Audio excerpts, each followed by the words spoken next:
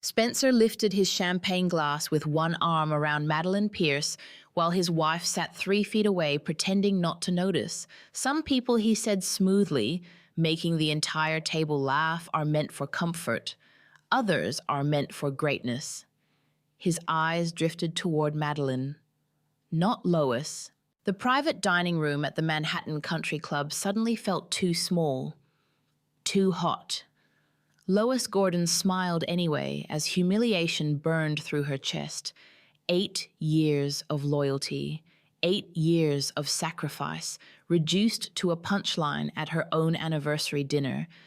Then she felt the envelope inside her designer purse, divorce papers, already signed.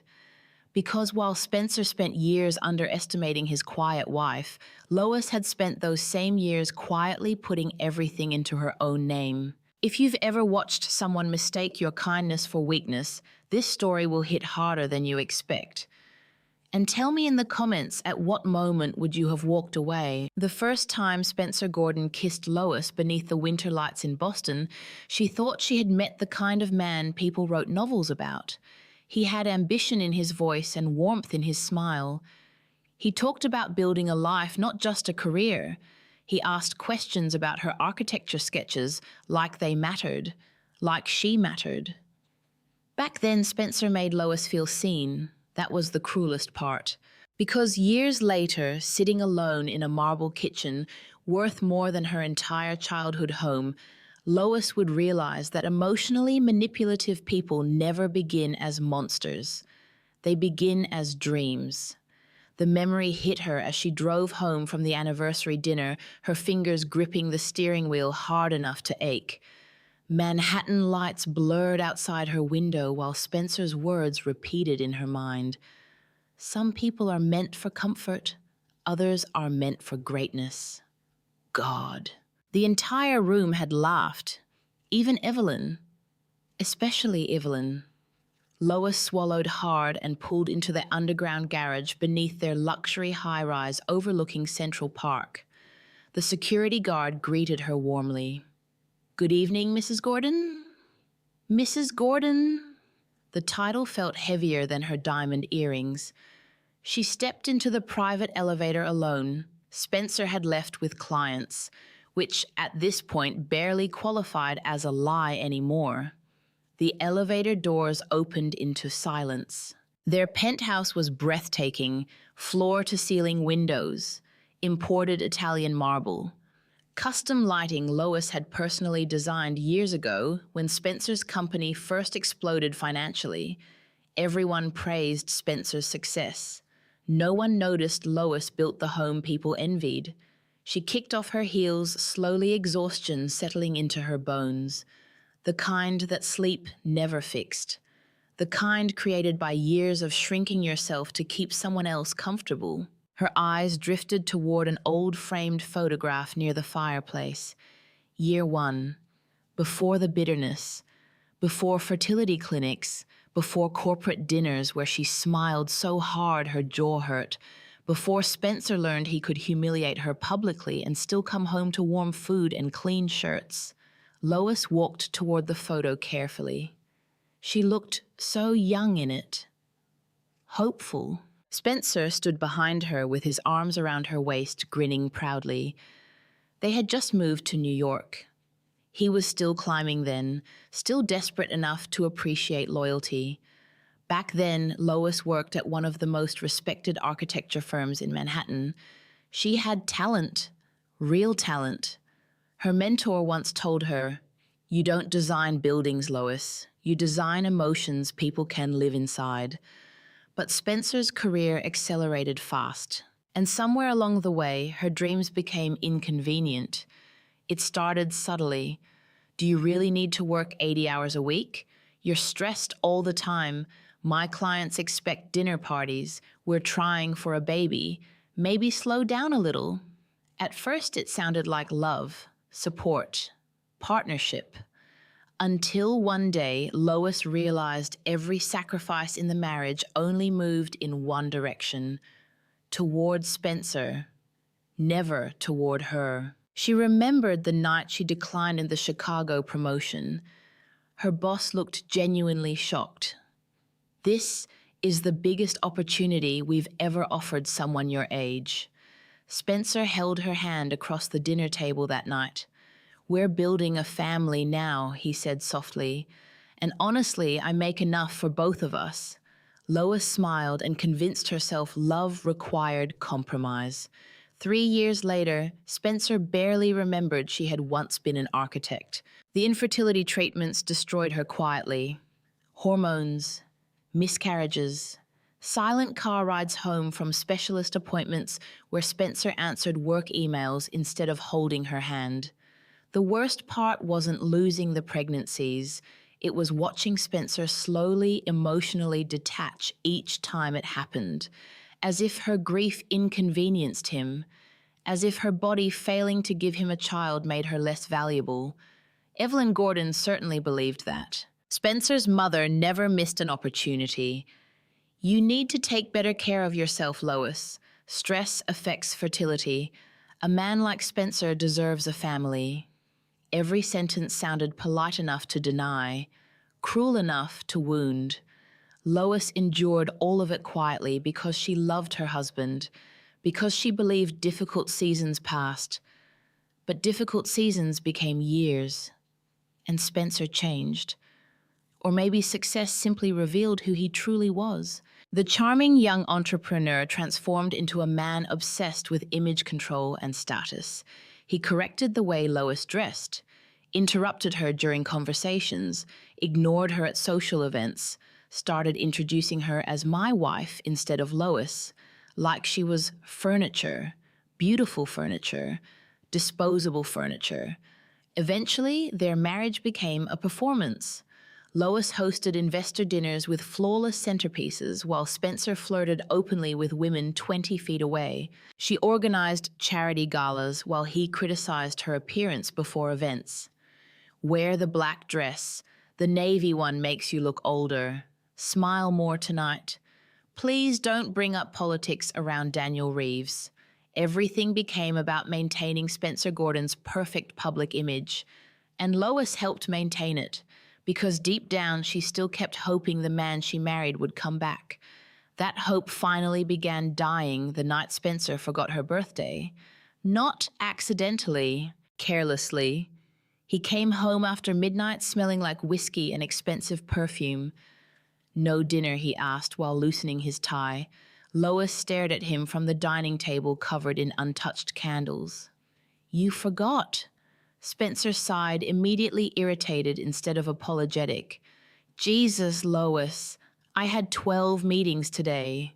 Not, I'm sorry, not happy birthday. Just annoyance. As if her disappointment exhausted him. That night something shifted inside her permanently, not dramatically, not loudly. A quiet fracture, the beginning of emotional detachment.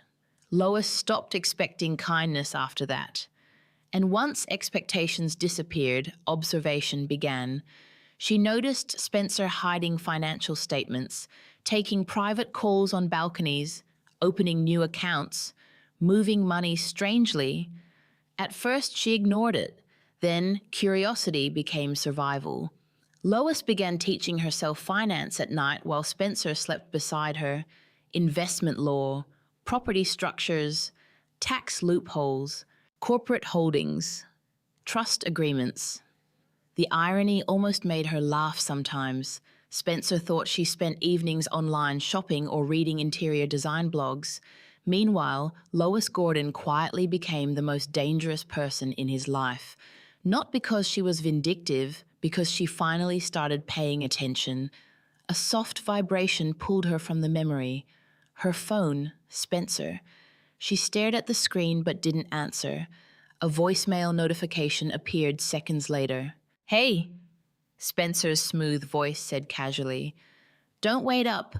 Daniel wants to continue discussions downtown. Lois closed her eyes. Lie. She could hear music in the background, female laughter, then another voice. Madeline. Even muffled Lois recognized it instantly now. Something cold settled in her stomach. Not heartbreak anymore. Clarity. She stood slowly and walked toward the bedroom. Spencer's tuxedo jacket hung carelessly across the chair near the closet. Lois reached for it automatically, intending to place it away. Then she froze. A receipt partially stuck from the inside pocket. Her pulse slowed, not quickened, slow, controlled. Like her body already knew, she unfolded it carefully. The Langford Hotel, presidential suite, 2 guests, champagne service, 3 nights ago. The same night Spencer claimed he was in Chicago for business. Lois stared at the paper for a long moment. Then she laughed softly, not because it was funny, because the humiliation had finally become too enormous for tears. 8 years. 8 years of loyalty. And Spencer truly believed she was too weak to survive without him. Lois folded the receipt neatly. Then she walked toward her home office, opened her desk drawer, and placed the receipt into a growing black leather folder already filled with documents Spencer never imagined she had.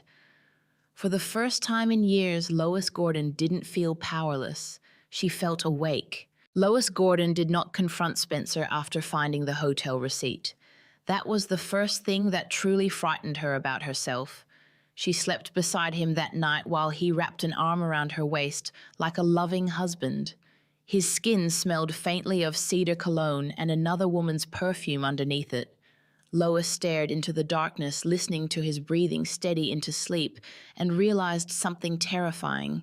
She no longer trusted her own love, because love had kept her blind for years. Now clarity was replacing grief, and clarity was cold. The next morning, Spencer kissed her cheek while buttoning his navy Tom Ford shirt. "You okay?" he asked casually. Lois looked up from her coffee. "Why wouldn't I be?" Spencer studied her for a second, almost suspicious. Then his expression relaxed again, because Lois had spent 8 years mastering the art of making men comfortable. "I'll be late tonight," he said. "Big client dinner." Lie. The word echoed silently in her mind now every time he spoke. Lois smiled softly anyway. "I figured." Spencer grabbed his briefcase. "You're amazing, you know that?" "No," she thought quietly as the penthouse door closed behind him. "You just assumed I'd tolerate anything." The silence afterward felt enormous. Lois walked slowly toward the floor-to-ceiling windows overlooking Manhattan. The city below looked powerful, ruthless, beautiful, a lot like Spencer. She picked up her phone and stared at the contact she had saved 3 weeks ago, but never called. Naomi Brooks, college roommate, former best friend, one of the few people who ever challenged Lois directly. Their friendship faded after marriage, not because Naomi stopped caring, because Spencer disliked women who made Lois think independently. "Naomi fills your head with nonsense," he once said. Translation: Naomi noticed things. Lois pressed call before she could overthink it. Naomi answered immediately.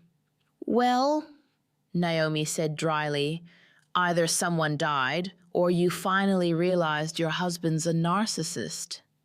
Lois laughed unexpectedly. Actually laughed. It startled her. "Coffee?" Lois asked quietly.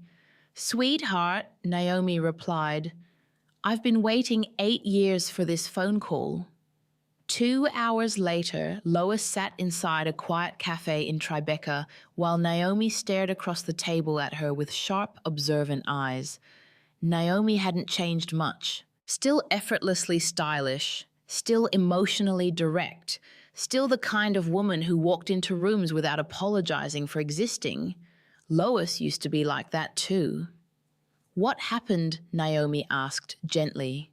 The question nearly broke her, not because Lois didn't know the answer, because nobody had asked her that in years. Not really. Lois looked down into her untouched latte. "He's cheating."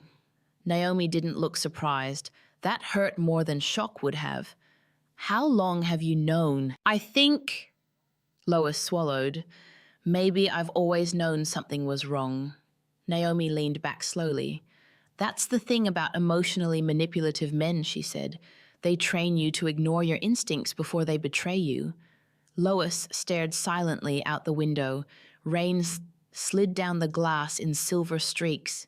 He makes me feel invisible, she whispered finally. Naomi's face softened. No, she corrected quietly. He benefits from you feeling invisible. The distinction hit Lois like a slap.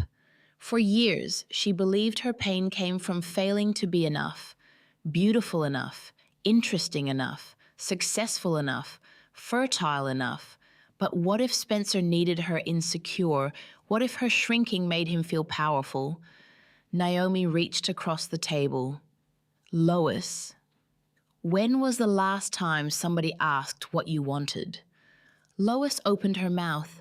Nothing came out, because she genuinely didn't know anymore. That night, Lois attended Spencer's corporate networking event for the first time in months. The ballroom in the Four Seasons glowed gold beneath crystal chandeliers.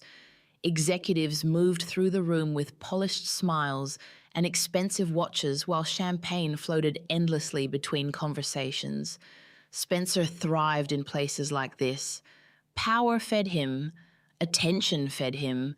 Lois spotted him immediately across the room, and standing beside him, Madeline Pierce. The woman wore a deep crimson dress that hugged her body perfectly.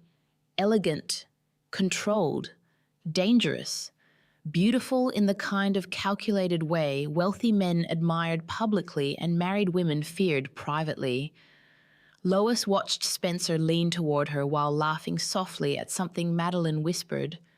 Too close, too intimate.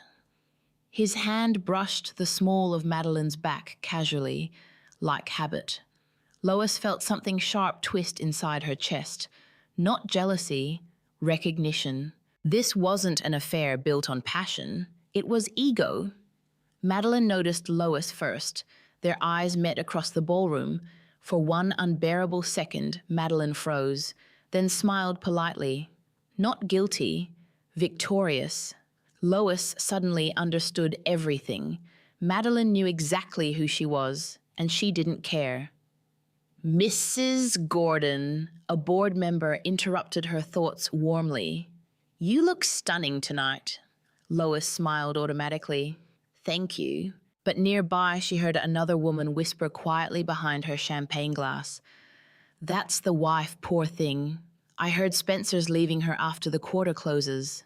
Lois kept smiling. Years of emotional survival had taught her something dangerous.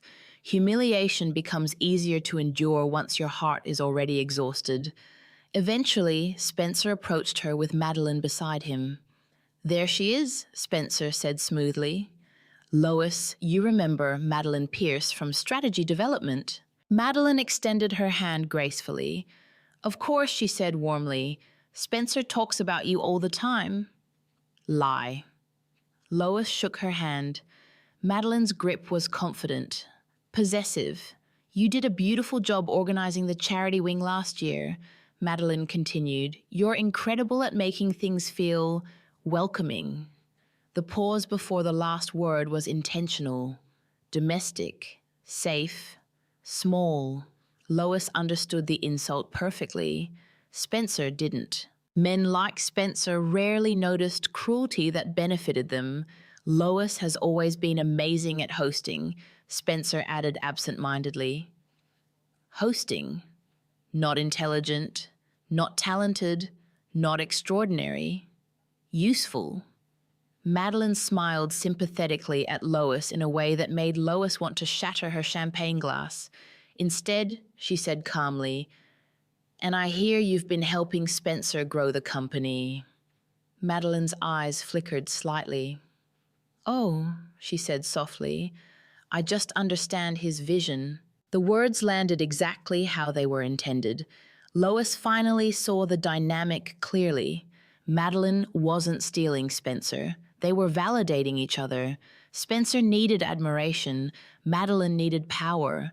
And Lois had simply become the wife standing in the way of their fantasy. Later that evening, Spencer took the stage to give a presentation. Confident, charismatic, magnetic, the version of him the world loved. Lois watched him command the room effortlessly. Then he said it. Success only happens when you surround yourself with people who evolve with you. His eyes drifted toward Madeline again. The room noticed. Of course they noticed. We're entering a new era, Spencer continued.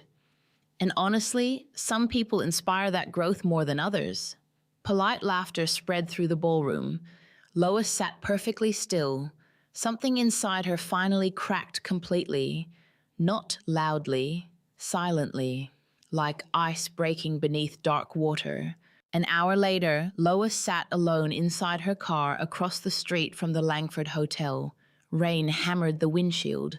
Her hands trembled slightly against the steering wheel. She had followed Spencer, followed her husband like a stranger, and now she watched him step from the black SUV laughing beside Madeline. Spencer touched her waist. Madeline leaned into him naturally, comfortably, like they'd done this many times before. Lois stopped breathing for a moment. Spencer kissed Madeline beneath the glowing hotel lights. Not rushed, not guilty, tender. That hurt most. He used to kiss Lois like that. The valet opened the hotel doors, and just before disappearing inside, Spencer laughed softly and said words Lois would never forget. Lois will never leave me, he told Madeline confidently. She wouldn't survive without my money. Madeline laughed. The doors closed behind them. Lois stared ahead numbly as tears finally rolled down her face. Not dramatic sobbing, just silent devastation. Years collapsing inward. She cried for the woman she used to be, for the dreams she buried, for every moment she accepted emotional starvation and called it marriage.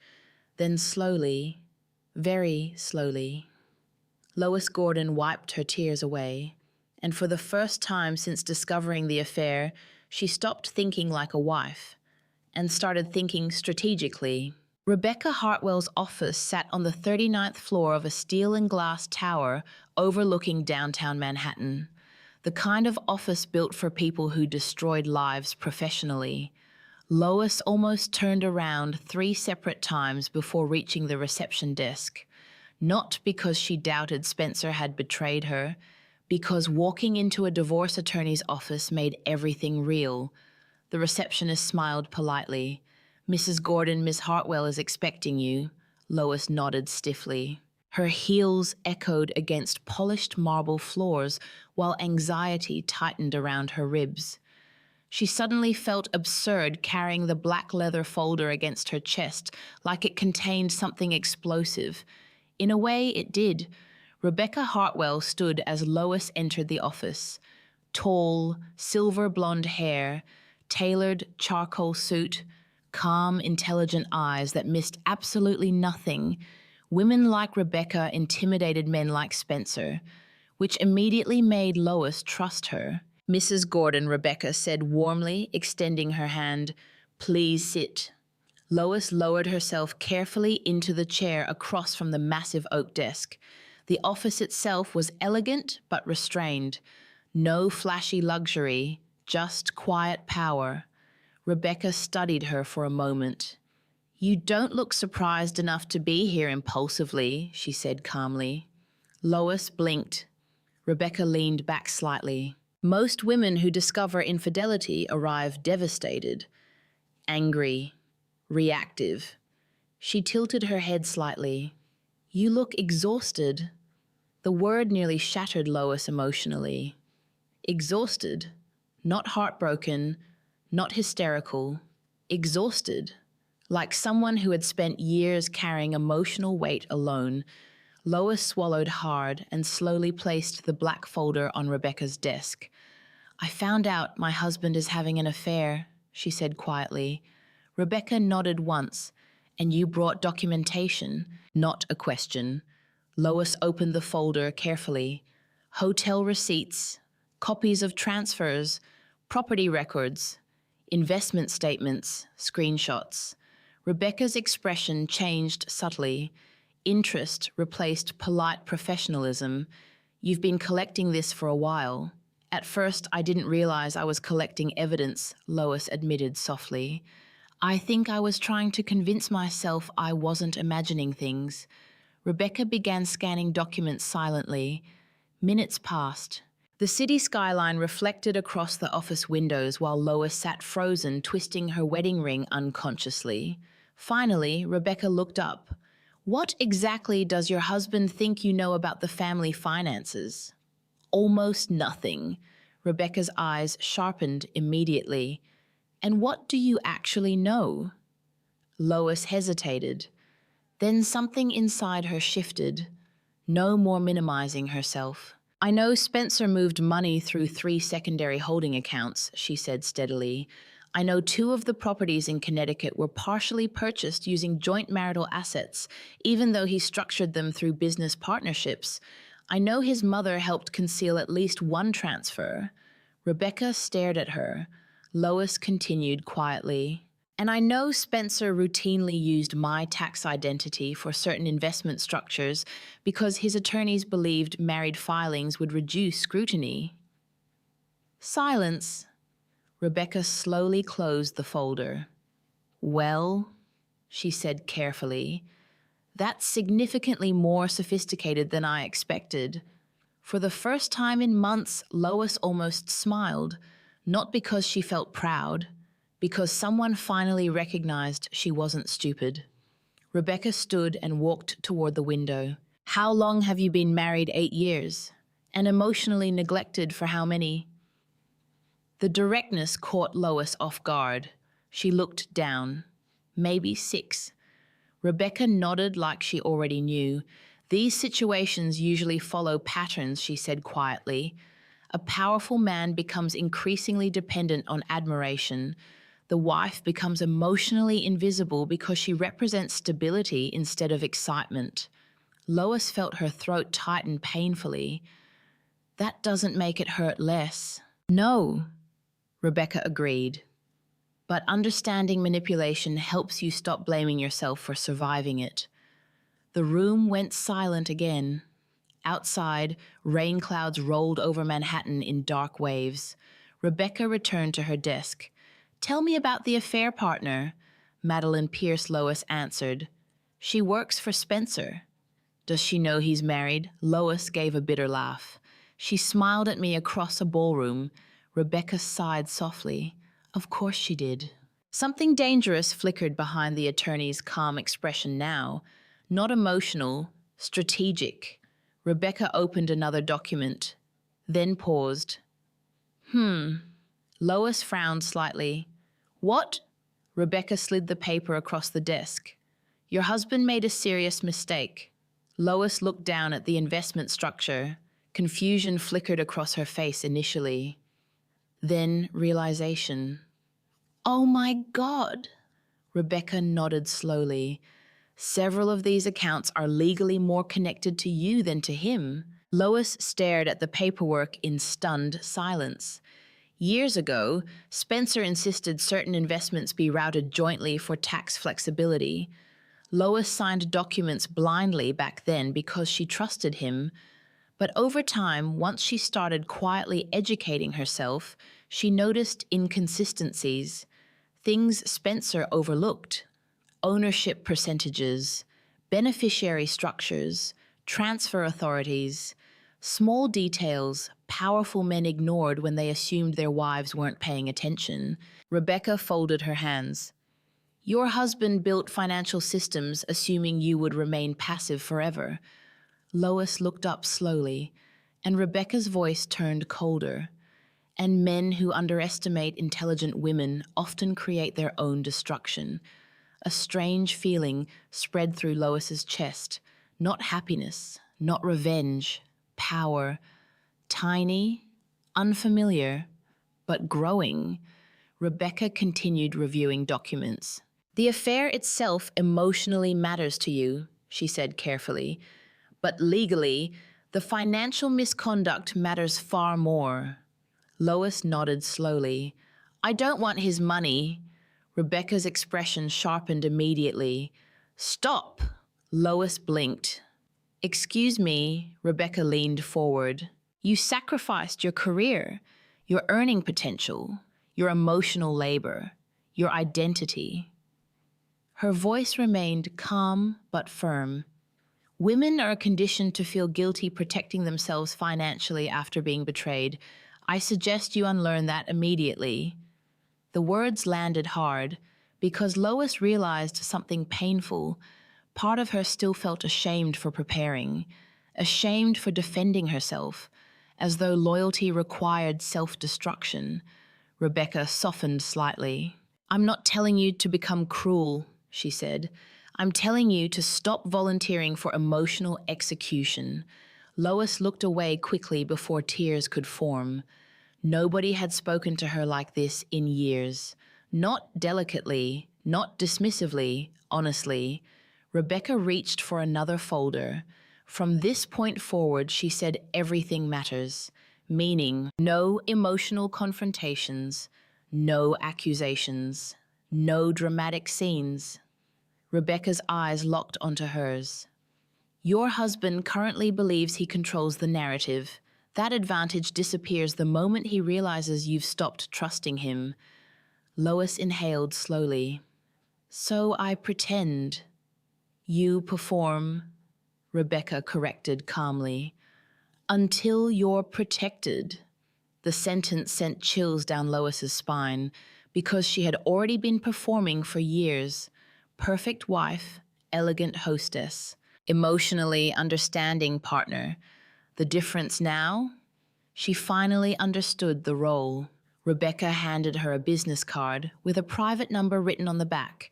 From today on, every document you find comes directly to me. Lois took it carefully. Okay, and Lois. The sound of her first name startled her slightly. Rebecca's expression softened for the first time. Your husband's greatest weakness isn't the affair. Lois frowned slightly. It's arrogance, Rebecca said. Spencer Gordon truly believes your kindness means you're powerless. Lois sat very still. Because that was exactly it. Not love, not partnership, ownership. Spencer loved being admired, needed being needed. And Lois had spent years convincing him she would never leave. Rebecca's next words settled into Lois's bones permanently. Never interrupt someone while they're underestimating you.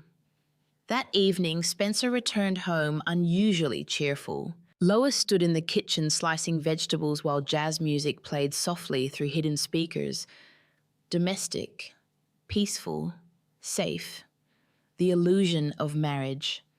Spencer loosened his tie and walked toward her. You missed quite a day, he said lightly. Lois didn't look up.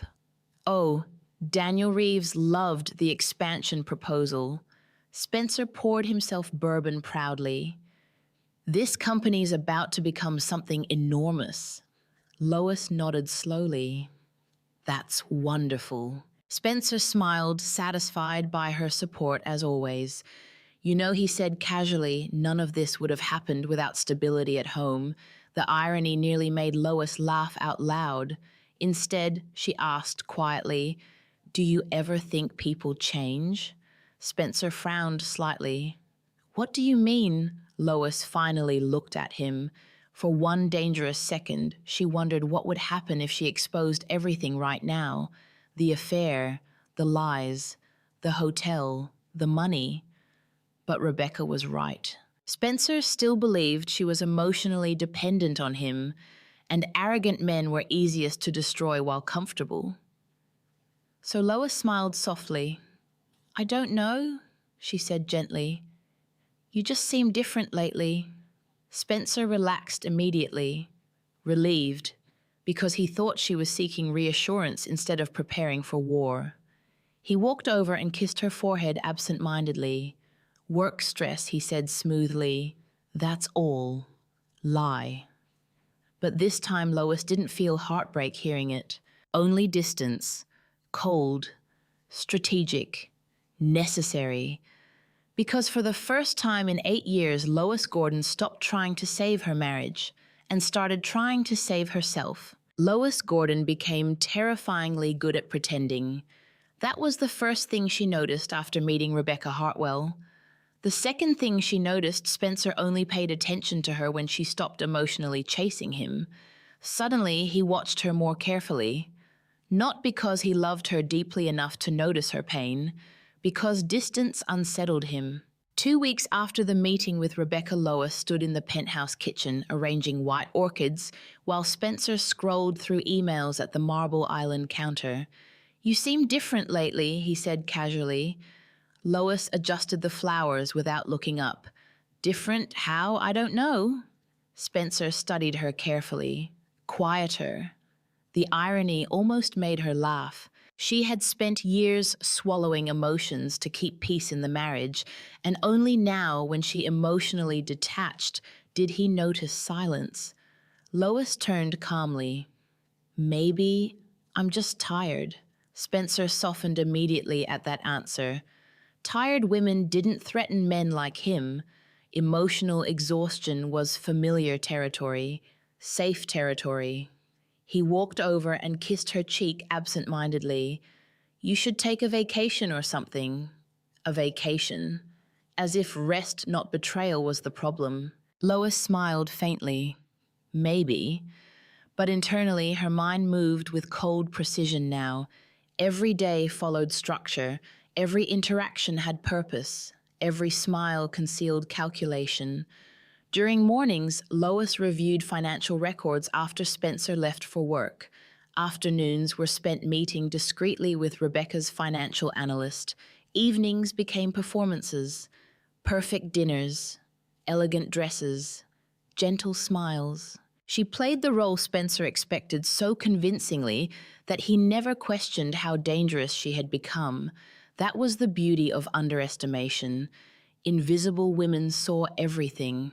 3 days later, Lois sat inside Rebecca's office reviewing a stack of corporate documents. Rebecca removed her glasses slowly. "Your husband's sloppy," she said. Lois looked up. That confident Rebecca nodded. "He's been moving money assuming nobody intelligent is watching." Lois stared down at the highlighted statements. Corporate transfers, luxury expenditures, unreported holdings, and hidden between them payments connected to Madeline, apartment expenses, travel bookings, jewelry purchases routed through secondary accounts. Lois felt her stomach twist painfully despite everything. Not because of the cheating itself anymore, because Spencer financed another woman while emotionally starving his wife. Rebecca noticed the shift in her expression. "You okay?" Lois exhaled slowly. "He used to criticize me for spending money on myself." Rebecca's jaw tightened subtly. What kind of criticism? Lois laughed bitterly. Too many skincare appointments, too many dresses, too much decorating. Her eyes darkened slightly. Meanwhile, he was paying rent for his mistress. Rebecca leaned back quietly. "That's emotional manipulation through deprivation," she said calmly. "Very common in narcissistic marriages." The term settled heavily in the room. Narcissistic. Lois still struggled attaching clinical language to Spencer because part of her remembered the charming man she married. Rebecca seemed to sense that conflict immediately. "You can love someone," she said softly, "and still acknowledge they damaged you." That nearly broke Lois, because deep down she hated herself for still grieving him, even after everything. The transformation started subtly. Lois changed her wardrobe first. Not dramatically, strategically. She stopped dressing for Spencer's approval and started dressing for herself. Clean lines, soft cashmere, sharp silhouettes, quiet confidence. The first time Spencer noticed was during dinner with investors at their penthouse. Lois descended the staircase wearing an ivory silk dress with minimal jewelry and her hair pulled back elegantly. Spencer looked up from his phone and froze briefly. "Wow." The word slipped out before he could stop it. Lois smiled politely. What? You look. Spencer frowned slightly, like the thought confused him. Different. Again, different. Because for years, Lois dressed to disappear gracefully beside him. Now she looked like a woman reclaiming space. Throughout dinner, Spencer kept glancing toward her, possessively, curiously, almost irritated by the attention she received from other men. Daniel Reeves especially noticed. The senior investor lingered beside Lois near the wine display halfway through the evening. "You have a remarkable eye for design," Daniel said sincerely while observing the penthouse interior. "Spencer says you decorated this place yourself." Lois nodded politely. "I used to work in architecture." Daniel looked genuinely surprised. "Used to?" Before Lois could answer, Spencer interrupted smoothly. Lois got tired of the stress. Lie. But Lois simply smiled again. And suddenly Daniel looked at Spencer differently. Small moments mattered. Rebecca taught her that. People revealed themselves through interruptions, corrections, ownership disguised as concern. Later that night, Spencer poured whiskey while Lois removed her earrings in front of the bedroom mirror. "You and Daniel seemed friendly tonight." There it was. Possessiveness, not affection, ego. Lois met his eyes in the reflection calmly. "We were discussing design." Spencer loosened his tie slowly. "He's an important connection, translation." "Don't embarrass me." Lois almost pitied him now. Spencer genuinely viewed human relationships as extensions of status. "Good night, Spencer," she said softly. And for the first time in years, she turned off the light before he climbed into bed. A tiny thing, almost meaningless. But Spencer noticed. She felt it in the silence afterward. Naomi re-entered Lois's life completely after that. Lunches turned into long conversations.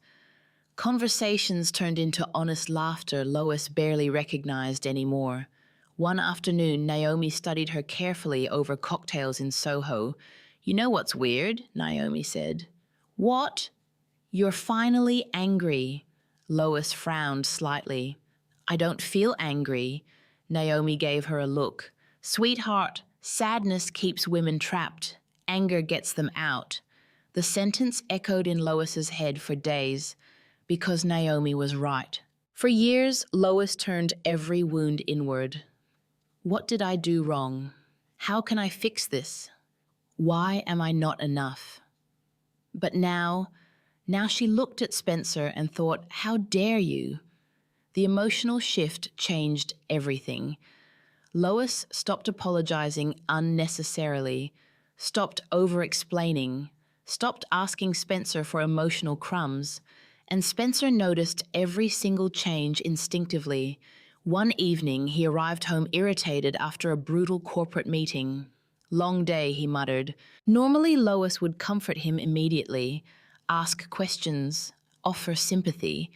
Tonight, she simply nodded while reading on the couch. Spencer stood there awkwardly for a second, waiting. When nothing came, he frowned. "That's it," Lois looked up calmly. "What do you need me to say?" The question visibly unsettled him. Spencer wasn't accustomed to emotional neutrality from her. He moved closer slowly. "You've been distant lately." Lois closed her book carefully. "Interesting. A man could emotionally neglect his wife for years and still panic the moment she emotionally detached." "I'm just focusing on myself more," she answered quietly. Spencer's eyes narrowed slightly. "What does that mean?" "It means I spent a long time making my entire life about supporting you." The room went still. Spencer forced a small laugh. "Is this because I've been busy lately?" "Busy." Such a polite word for betrayal. Lois stood calmly. "No, Spencer. I think this is because I finally realized I disappeared somewhere along the way." For one dangerous second, real discomfort crossed his face. Then his phone buzzed. Madeline. Lois saw the name flash across the screen before Spencer quickly flipped it over. and suddenly she realized something astonishing. He still thought he was in control, even now, even after emotionally losing her. Spencer still believed he could balance both worlds forever because Lois had never forced consequences before. That illusion would destroy him. The following Friday, Spencer rushed through breakfast while scanning documents. "Need your signature on a few things," he said distractedly. Lois accepted the folder calmly. Corporate restructuring paperwork, secondary asset protections, investment reallocations, the kind of paperwork she used to sign blindly years ago. Not anymore. Lois reviewed every page carefully now, and hidden inside the restructuring clauses additional authority access connected to shared holdings. Spencer didn't even realize what he was handing her. Rebecca certainly would. "You trust me a lot," Lois said lightly while signing. Spencer barely looked up. "Of course I do." Another mistake. He trusted her because he underestimated her. There was a difference. After he left, Lois immediately photographed every page and forwarded them securely to Rebecca. Her phone rang less than 10 minutes later. Rebecca sounded almost impressed. "Your husband," she said carefully, "may have just handed you significantly more protection than we anticipated." Lois stared out the penthouse windows silently. The city stretched endlessly below her. Powerful men always believed destruction arrived loudly, explosively, dramatically. Spencer Gordon never imagined his downfall would arrive quietly. Through signatures. Through patience. Through the woman sitting across from him at breakfast, pretending to still be in love. Then later that afternoon, Spencer texted her. "Black tie gala next Thursday. Mandatory. Bring the emerald gown. Madeline will be there too." Lois stared at the message for a long moment, then slowly smiled. Perfect. The emerald gown fit Lois Gordon like revenge. She stood in front of the bedroom mirror while Manhattan glittered beyond the penthouse windows, and for the first time in years, she didn't wonder whether Spencer would approve of how she looked. She only wondered how long he would keep underestimating her. Behind her, Spencer adjusted his cufflinks. "You look incredible tonight," he admitted. Lois met his eyes in the reflection. "Thank you." The compliment felt strange now, empty, like receiving flowers after a funeral. Spencer walked closer and rested his hand lightly against her lower back. Possessive, performative, a husband touching his wife because the world was watching. "You know Daniel Reeves is attending tonight," Spencer said casually. "Big opportunities on the table. Translation behaved perfectly." Lois almost smiled. He still believed she existed to protect his image. "Of course," she said softly. The charity gala occupied the rooftop ballroom of the Astoria Crown Hotel, one of those impossibly luxurious Manhattan venues where billionaires pretended to care about philanthropy while negotiating power over champagne. Crystal chandeliers reflected against glass walls overlooking the skyline. Women shimmered in couture gowns, while men discussed markets acquisitions and private equity beside towering floral arrangements. Everything looked elegant. Everything smelled rotten. The moment Spencer and Lois entered, cameras flashed. Spencer instantly transformed into the polished public version of himself. Charming smile, confident posture, the successful husband. Lois knew this performance by heart. Spencer voices surrounded them immediately. Executives, investors, board members. Spencer thrived under admiration like a man breathing oxygen, and then Madeline appeared. Of course she did. She crossed the ballroom in a silver satin gown that clung to her body like liquid light. Beautiful, sophisticated, calculated. Lois watched Spencer's eyes change the moment he saw her. That tiny spark, that dangerous male ego awakening, the kind husbands thought wives never noticed. Madeline Spencer greeted warmly, too warmly. Madeline smiled elegantly before turning toward Lois. "Lois," she said smoothly, "you look beautiful tonight." The compliment landed like a blade wrapped in silk. Lois smiled calmly. "So do you." Madeline stepped closer to Spencer naturally, like she belonged beside him, and Spencer let her. That hurt less than it should have now, maybe because betrayal repeated often enough eventually became predictable, or maybe because Lois was finally emotionally leaving him long before the divorce. Throughout the evening, Madeline performed subtle cruelty masterfully. Every touch lingered too long. Every inside joke excluded Lois intentionally. Every compliment carried hidden condescension. At one point, Madeline lightly touched Lois's arm and smiled sweetly. "I honestly admire women who can dedicate themselves fully to supporting their husbands," she said. Lois almost laughed, because there it was, the assumption that Lois existed beneath them somehow, domestic, passive, small. Spencer sipped bourbon beside them, completely oblivious to the insult, or worse, quietly enjoying it. "Lois has always been amazing at creating stability," he added casually. "Stability, not brilliance, not sacrifice, not intelligence, just comfort." Something snapped quietly inside Lois then, not explosively, cleanly, like a chain finally breaking. 8 years. 8 years of building his life while he reduced her to emotional furniture. And the terrifying part, Spencer genuinely believed he was a good husband because he paid bills and bought jewelry. He never understood emotional abandonment counted as betrayal too. An hour later, Spencer stood center stage beneath golden lights giving his keynote speech. The ballroom quieted instantly. He was magnetic when he wanted to be. Lois used to admire that about him. Now she saw it differently. Charm was simply manipulation with good tailoring. "We're entering a transformative era," Spencer announced confidently. "Success only happens when you surround yourself with people willing to evolve." His gaze shifted toward Madeline again. Not subtle, not respectful. The room noticed immediately. Lois felt heat crawl up her throat. Not embarrassment anymore. Humiliation. Public. Deliberate. Spencer continued speaking smoothly. "And honestly, some people challenge you to become more ambitious, more fearless." Madeline smiled from across the ballroom. Several guests exchanged uncomfortable glances.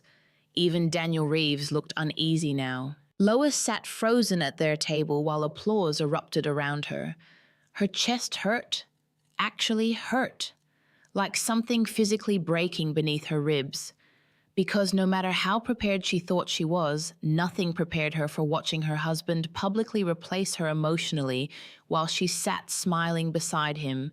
Years of loyalty reduced to social humiliation. When Spencer returned to the table afterward, he leaned down beside Lois casually. "You okay?" The audacity nearly made her dizzy. Lois looked at him carefully, at the expensive tuxedo, the charming smile, the man she once would have destroyed herself to keep. And suddenly she realized something horrifying. Spencer didn't just betray her, he consumed her. Every compromise, every silence, every swallowed humiliation. He built his confidence on her emotional labor. And now he expected gratitude for it. "I'm fine," Lois said softly. Lie. But unlike Spencer's lies, hers protected her survival. 15 minutes later, Lois locked herself inside the ballroom restroom. The silence hit immediately. She gripped the marble sink hard while staring into the mirror. Her makeup remained flawless. That somehow made everything sadder. Because wealthy women were trained to suffer elegantly, tears blurred her vision suddenly. Not graceful tears, real ones, painful, humiliating. Lois pressed trembling fingers against her mouth. How did this become my life? She whispered brokenly. For one terrifying moment, she almost wanted to run back downstairs and beg Spencer to choose her again. That old version of herself still existed somewhere, the wife desperate to feel loved, wanted, enough. Then Rebecca's voice echoed sharply in her memory. Never interrupt someone while they're underestimating you. Lois inhaled shakily. No, no more begging for emotional crumbs. No more shrinking to preserve a toxic marriage. She straightened slowly, wiped her tears, adjusted the emerald gown, and walked back into the ballroom transformed, not healed, not happy, but awake. Daniel Reeves stood alone near the private investor lounge overlooking the skyline when Lois approached him. The older man looked surprised. "Mrs. Gordon? Daniel?" He studied her expression carefully. "You all right, interesting." Even near strangers noticed her pain more than her husband did. Lois glanced towards the ballroom where Spencer laughed beside Madeline beneath crystal lights, then back at Daniel. "Can I ask you something honestly?" Daniel nodded cautiously. "Of course." Lois lowered her voice. "How much do you actually know about Spencer's internal financial operations?" Daniel's expression changed immediately. Sharp. Alert. "Why would you ask me that?" Lois hesitated intentionally. Just enough vulnerability, just enough restraint. Because Rebecca taught her powerful men responded more strongly to controlled concern than emotional chaos. "I've noticed inconsistencies," Lois said quietly. "Transfers, spending, structuring decisions." Daniel stared at her carefully now, not as Spencer's wife, as someone potentially dangerous. "Are you accusing your husband of something?" Lois met his eyes calmly. "No," she answered softly. "I'm asking whether you've ever audited how much of his expansion is built on leverage he may not actually control." Silence. The Manhattan skyline glittered behind them like shattered diamonds. Daniel slowly set down his whiskey glass. And for the first time all evening, someone looked at Lois Gordon like she might be the smartest person in the room. "What exactly do you know?" he asked quietly. Lois didn't answer immediately. Instead, she looked across the ballroom toward Spencer. He was smiling beside Madeline, confident, comfortable, completely unaware his world had just begun cracking beneath his feet. Then Lois turned back toward Daniel Reeves and finally said the words that would change everything, probably more than my husband realizes. The first sign of Spencer Gordon's unraveling arrived 3 days after the gala. He came home angry, not explosive yet, just sharp around the edges, the kind of anger powerful men carried when they sensed control slipping but couldn't identify why. Lois stood barefoot in the kitchen slicing strawberries when he entered the penthouse, tossing his keys onto the marble counter harder than necessary.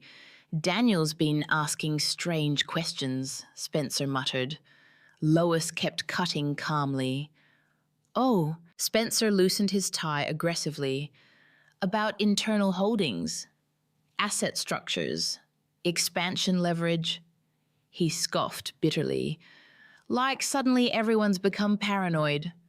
Lois placed sliced strawberries into a porcelain bowl carefully. Maybe they should be.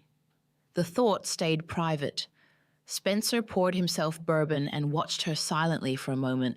"You spoke to him a lot at the gala." There it was. Not suspicion, territory. Men, like Spencer, viewed conversations as ownership disputes. Lois turned slightly. "We discussed design." Spencer narrowed his eyes. "You've been discussing a lot of things lately." Lois almost smiled. He still sensed change emotionally, even while remaining blind strategically. That was the irony of narcissistic men. They noticed withdrawal instantly, but never the suffering that caused it. "Should I not talk to your investors?" Lois asked gently. Spencer exhaled sharply. "That's not what I'm saying." But it was. Control disguised as concern. Lois looked at him quietly. God, she used to shrink under this tone, used to panic whenever Spencer became emotionally cold or irritated. Now she simply observed him. An observation killed illusion.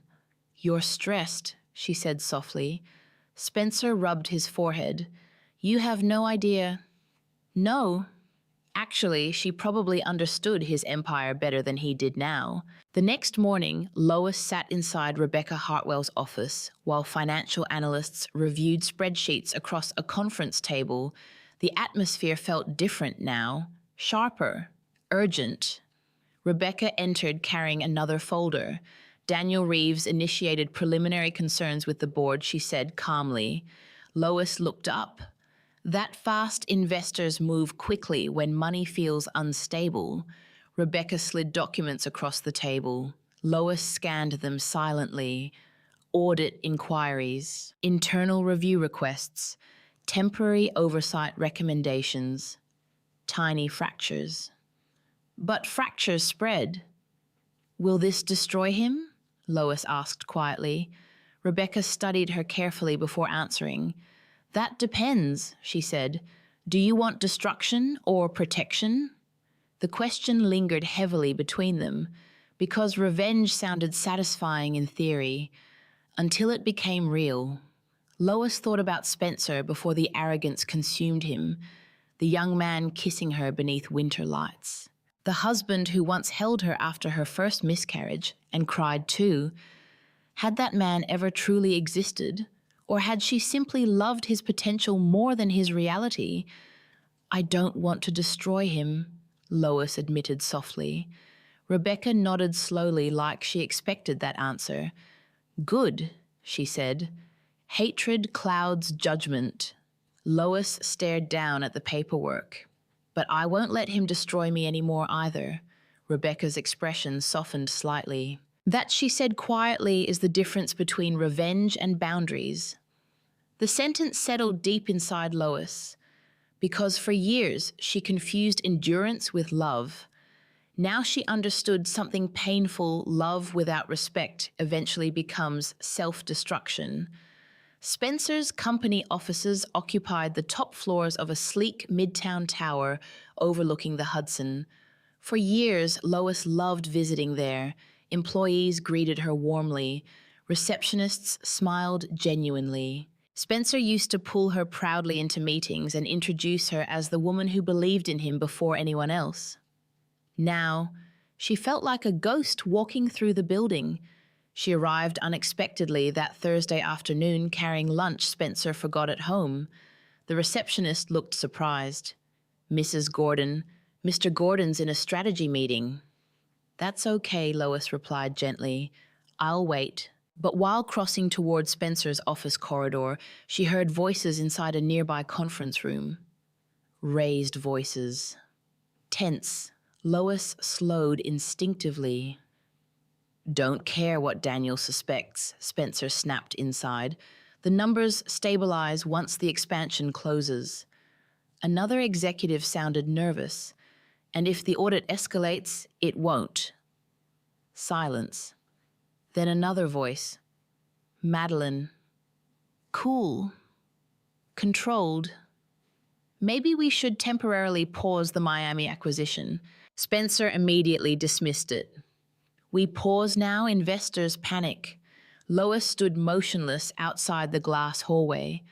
The confidence in Spencer's voice sounded forced, cracking, interesting. For years, Spencer thrived under pressure. Now stress leaked through him visibly. His temper sharpened. His patience shortened. His arrogance became defensive instead of effortless. Because somewhere deep down he sensed danger. He just didn't realize the danger slept beside him every night. Lois quietly left the lunch at reception and exited without being seen. But as elevator doors closed, she caught Madeline glancing toward the hallway. And for one brief second, Madeline looked nervous too. Good. That evening, Spencer arrived home later than usual.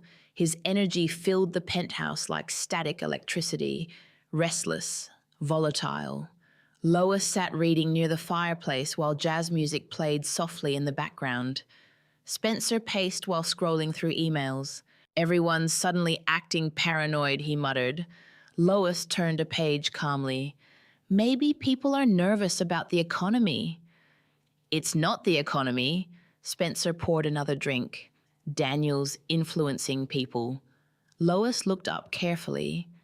You trust him, don't you? Spencer laughed bitterly. In business, trust is temporary. The irony nearly suffocated her. Because he genuinely believed emotional betrayal only existed in business. Not marriage, not loyalty, not love. Spencer collapsed onto the couch finally. For the first time in years, he looked tired, not physically, spiritually, like a man exhausting himself maintaining illusions.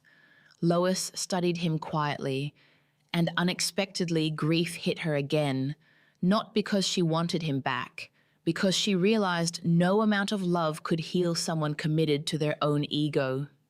Do you ever regret it? She asked softly. Spencer frowned.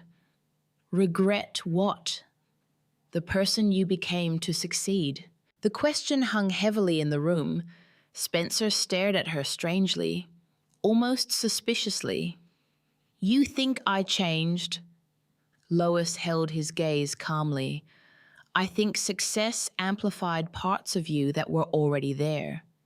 Silence. Dangerous silence. For a second, she thought he might actually hear her, really hear her. Then his phone buzzed. Madeline.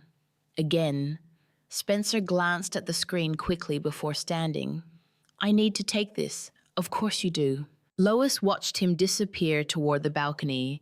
Glass doors closed behind him, and suddenly she saw their marriage clearly, not tragic, transactional. Spencer wanted admiration. Lois gave it. Spencer wanted emotional stability. Lois provided it. Spencer wanted forgiveness without accountability. Lois offered that too. And somewhere along the way, Spencer stopped seeing her as human.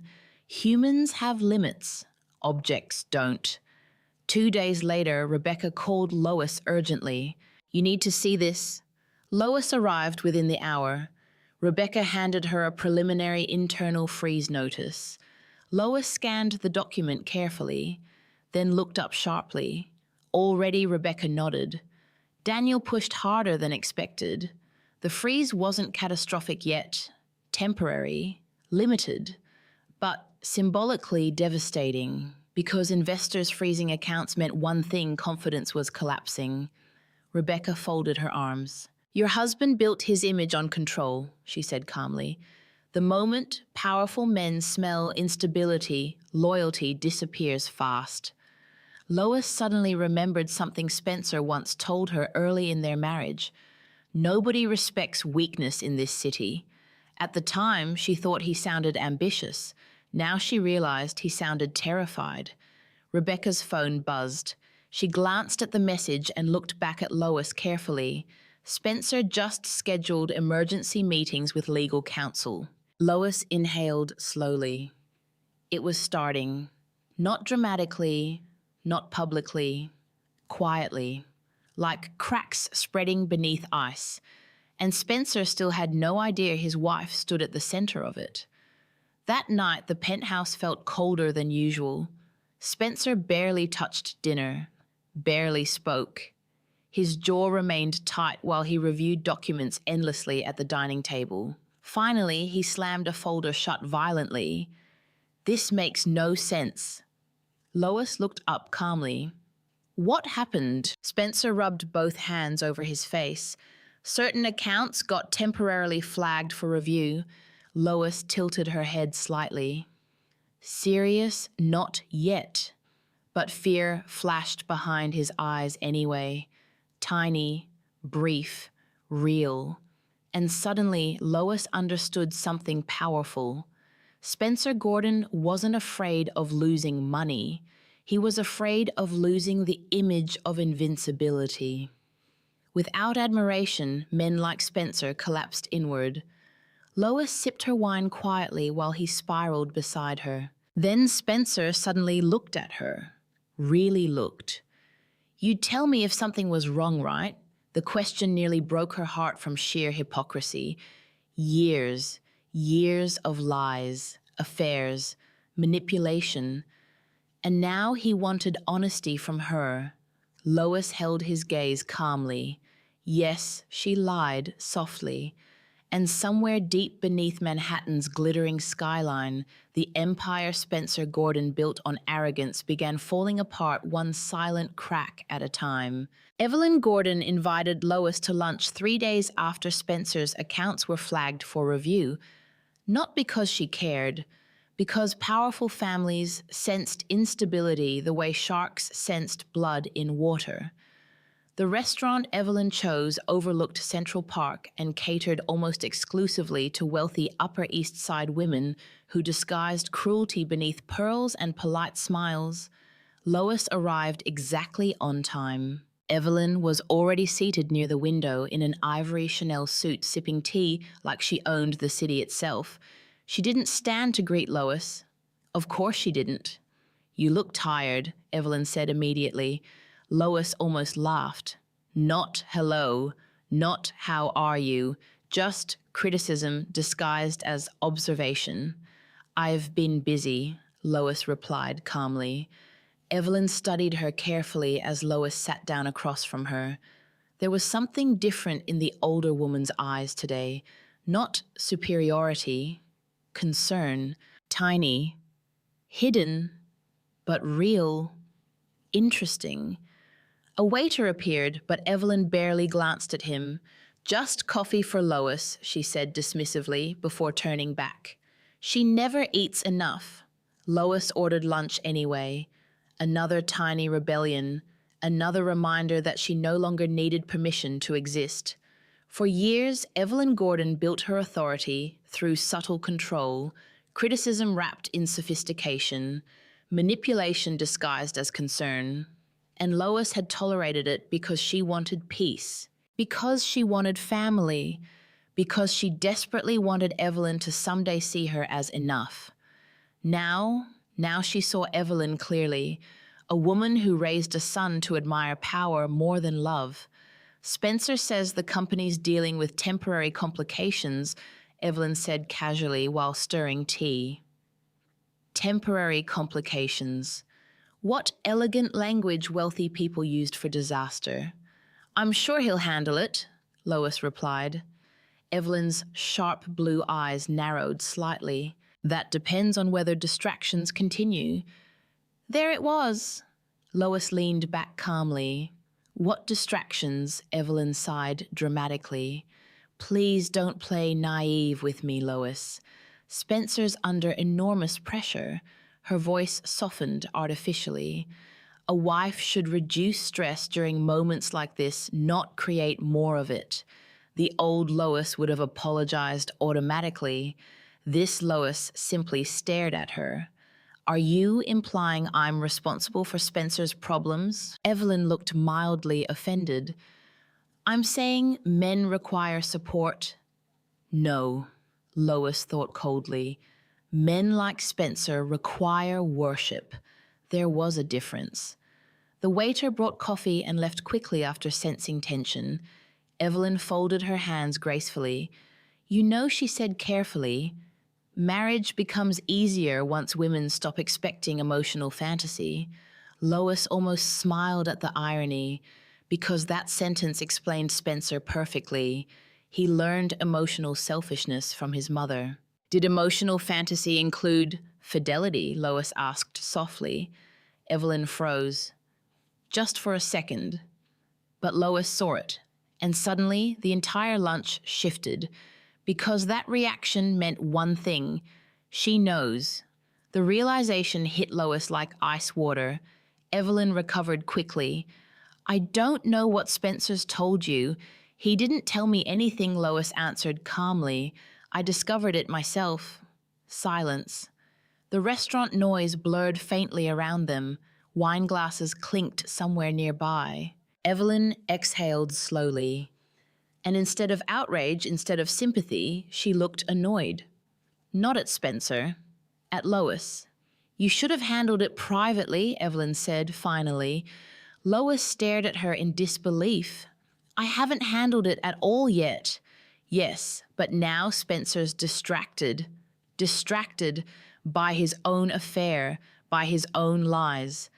And somehow Lois was still expected to emotionally protect him from consequences.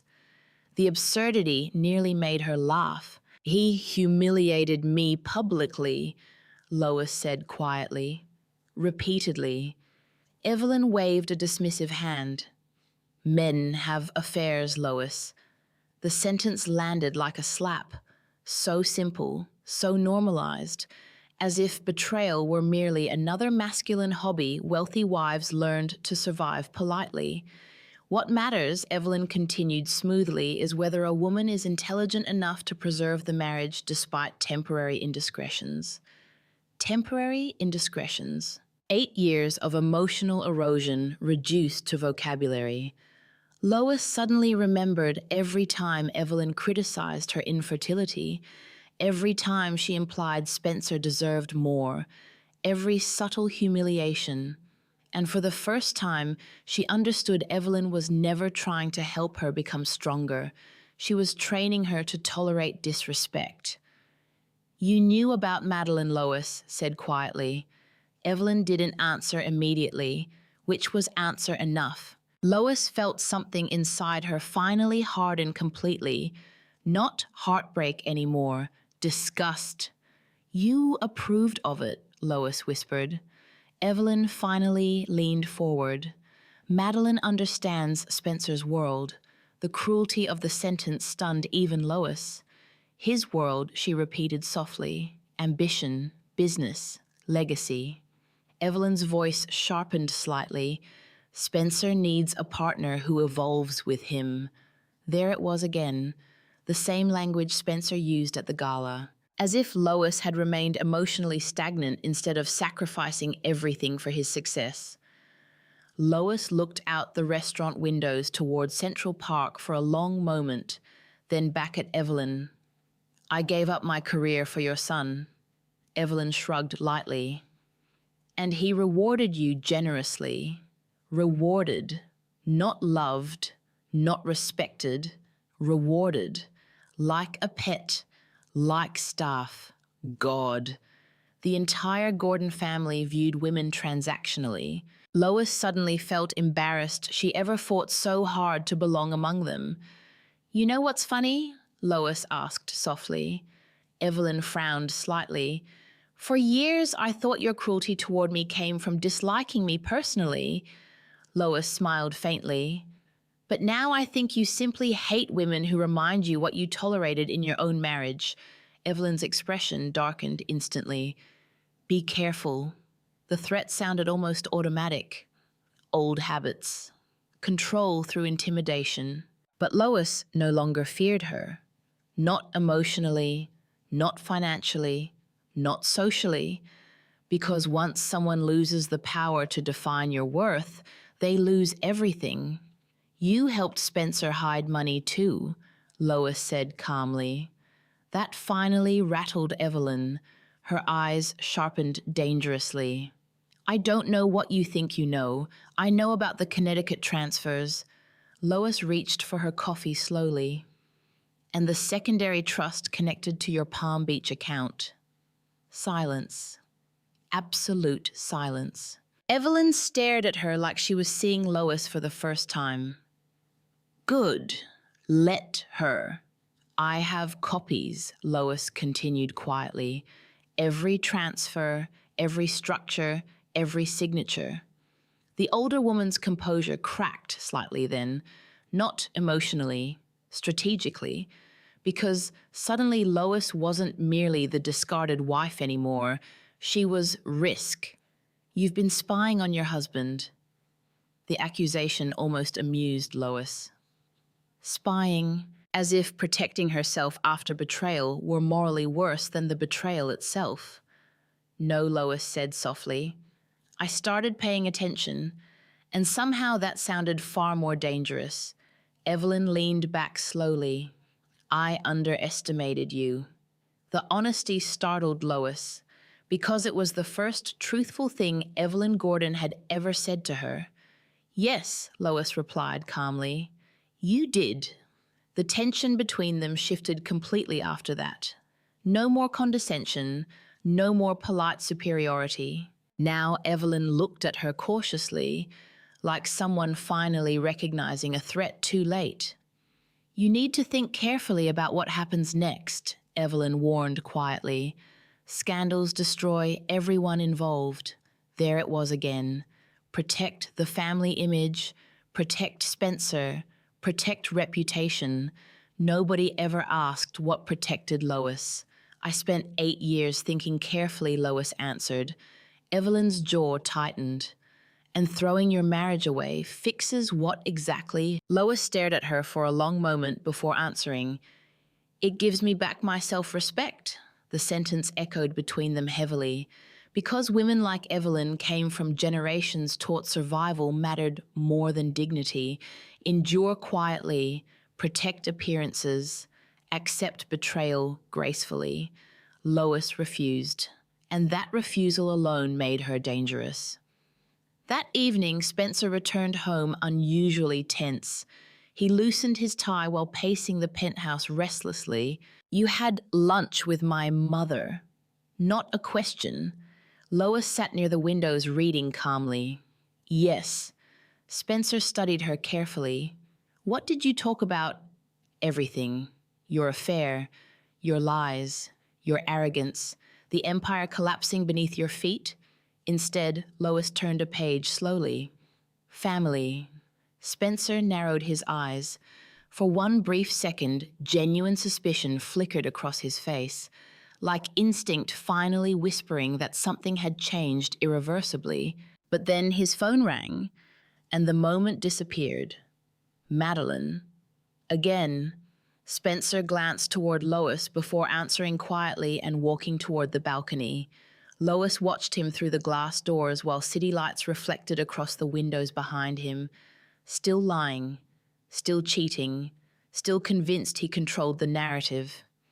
But now his mother was afraid. And if Evelyn Gordon was afraid, then Spencer Gordon's empire was already beginning to collapse from the inside.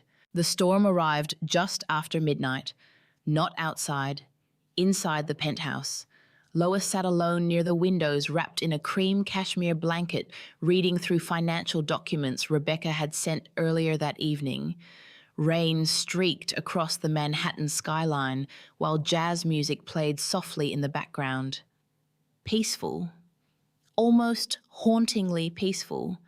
Then the penthouse doors slammed open. Spencer.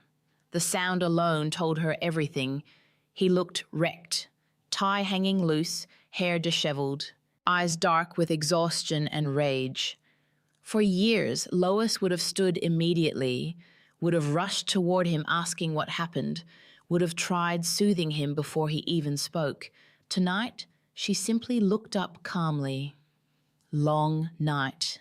Spencer threw his briefcase onto the couch violently. You want to tell me what the hell is happening? The hostility in his voice echoed through the room.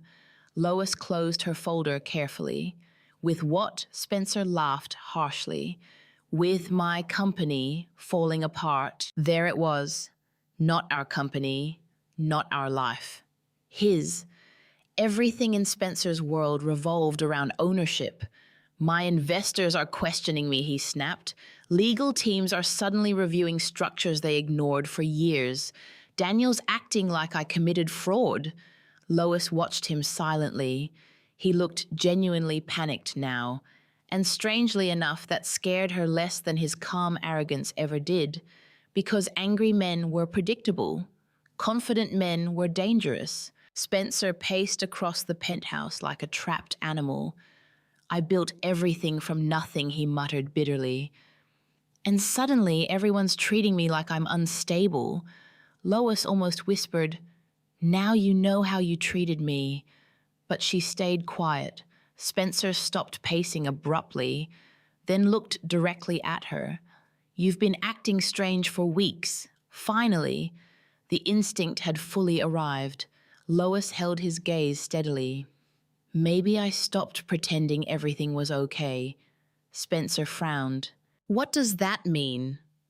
The rain hammered harder against the glass walls. Lois slowly stood. For the first time in years, she realized something astonishing. She was no longer afraid of her husband. Not emotionally, not financially, not psychologically. Once fear disappeared, Spencer lost his greatest weapon. You know exactly what it means, she said softly. Silence. Spencer stared at her carefully. Then defensiveness immediately replaced confusion. If this is about me being busy lately, stop lying. The words sliced through the room cleanly, sharp, controlled. Spencer froze. Real silence settled now. Dangerous silence. The kind couples reached right before destruction. Lois crossed her arms slowly. I know about Madeline. For one brief second, actual panic flashed across Spencer's face, gone quickly, but visible. Then came anger. How long have you been spying on me? The question almost made Lois laugh. Not, how much do you know? Not, I'm sorry. Just accusation. Because narcissistic people always treated discovery as the betrayal instead of the behavior itself. I didn't spy on you, Lois answered quietly. You became careless. Spencer ran both hands through his hair aggressively. It's not what you think. There it was, the universal anthem of cheating men. Lois stared at him in disbelief. Really? She whispered. Then explain the hotel receipts. Spencer went silent. Explain the apartment expenses. Another silence. The jewelry purchases. Spencer's jaw tightened. You went through my finances. Our finances. But, of course, he said, my. Lois stepped closer slowly. You publicly humiliated me while sleeping with another woman. Her voice remained terrifyingly calm. And somehow you still think you're the victim in this conversation.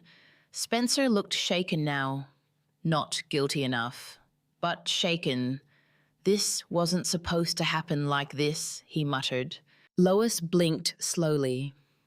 That sentence, God, that sentence told her everything. Not, I never wanted to hurt you. Not, I still love you. Just inconvenience, consequences arriving too early. You know the saddest part, Lois asked softly. Spencer looked at her cautiously. I spent years blaming myself for your cruelty. The vulnerability in her voice seemed to disarm him briefly. Lois, no. She shook her head slowly. I thought if I became prettier, calmer, easier, more supportive. Her eyes glistened slightly. I thought maybe you'd love me again. Spencer's face shifted. Because somewhere beneath the narcissism, beneath the ego, he understood she was telling the truth. And maybe that truth finally made him uncomfortable. This got complicated, he said quietly. Complicated. Another elegant word for betrayal. Lois laughed softly. You cheated on your wife for months while your mother helped hide money from me. Her eyes hardened. Nothing about that is complicated. That finally rattled him completely. Spencer stared sharply. What did you just say? There it was. Fear, not emotional fear, strategic fear. Good. You heard me. Did my mother say something to you? Lois smiled faintly. She didn't have to. Spencer's breathing changed slightly now. Faster, less controlled. For the first time since she married him, Lois watched Spencer Gordon lose emotional command of a room. Who else have you talked to? He demanded suddenly. Not, are you okay? Not, can we fix this? Just damage control. Lois saw him clearly now. Every layer, every manipulation, every carefully polished illusion. "You still don't get it," she whispered. "Get what?" "This marriage ended long before I discovered the affair." Spencer stared at her, and unexpectedly genuine emotion crossed his face. Not love, fear of abandonment. Men like Spencer only valued stability once they felt it disappearing. "You're overreacting," he said quickly. "People make mistakes." Lois looked at him for a long moment, then quietly answered, "Mistakes are accidents. You built an entire second relationship." The words hit him hard because they were undeniable. Spencer suddenly moved closer. "Lois, listen to me." His tone softened urgently. "This company is under pressure right now. We cannot fall apart publicly. We... Interesting." Now suddenly there was a we again. Lois stepped back slightly. "No," she corrected softly. "You can't." His expression darkened instantly. "I'm trying to fix this." "No," Lois replied. "You're trying to control the consequences." The truth silenced him. Rain flashed violently against the windows behind them, and for one terrifying second, Spencer looked exactly like what he truly was. Beneath the expensive suits and corporate confidence, a deeply insecure man, terrified of losing control. "You think you can survive without me?" he asked quietly. The old Lois would have broken hearing that. This Lois almost pitied him, because Spencer genuinely believed money made him irreplaceable.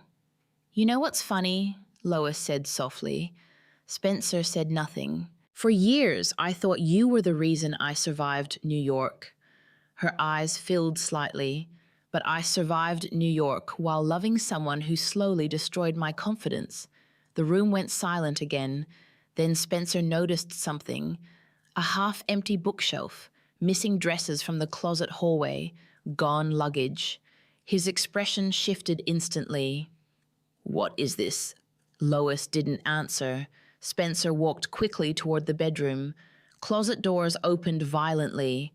Then another, then another. The silence afterward felt enormous. When he returned, real panic had replaced arrogance completely. "You moved things out?" Lois folded her arms calmly. "A few things." "How long?" "Several weeks."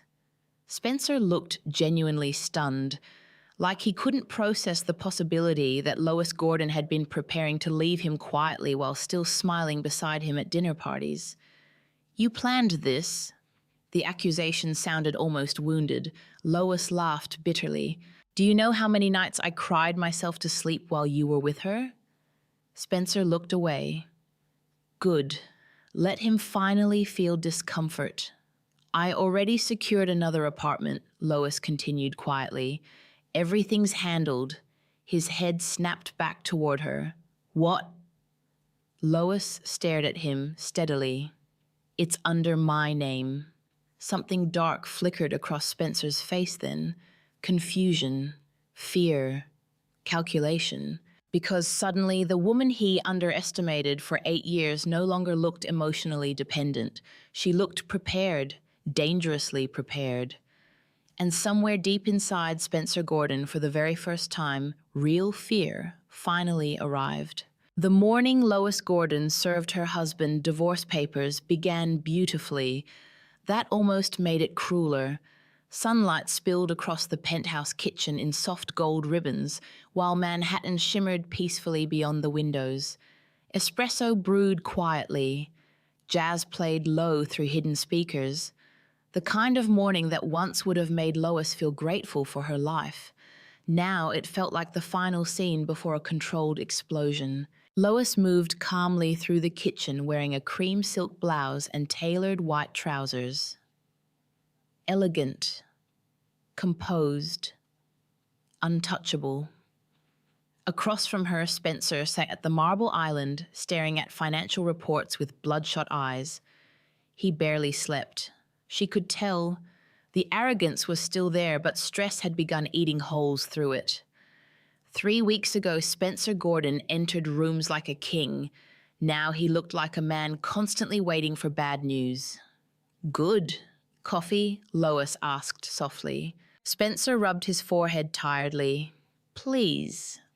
She placed the cup in front of him carefully. For a brief second, the moment almost resembled normal marriage again. The intimacy of routine, the tragedy of familiarity. Spencer took a sip and glanced up at her cautiously. We should talk about last night. Lois sat across from him calmly. We are talking. His jaw tightened slightly. You know what I mean. Yes, she did. He meant, can we return to the version of reality where you stay emotionally manageable? No, Lois answered gently. I don't think there's much left to discuss. Spencer exhaled sharply.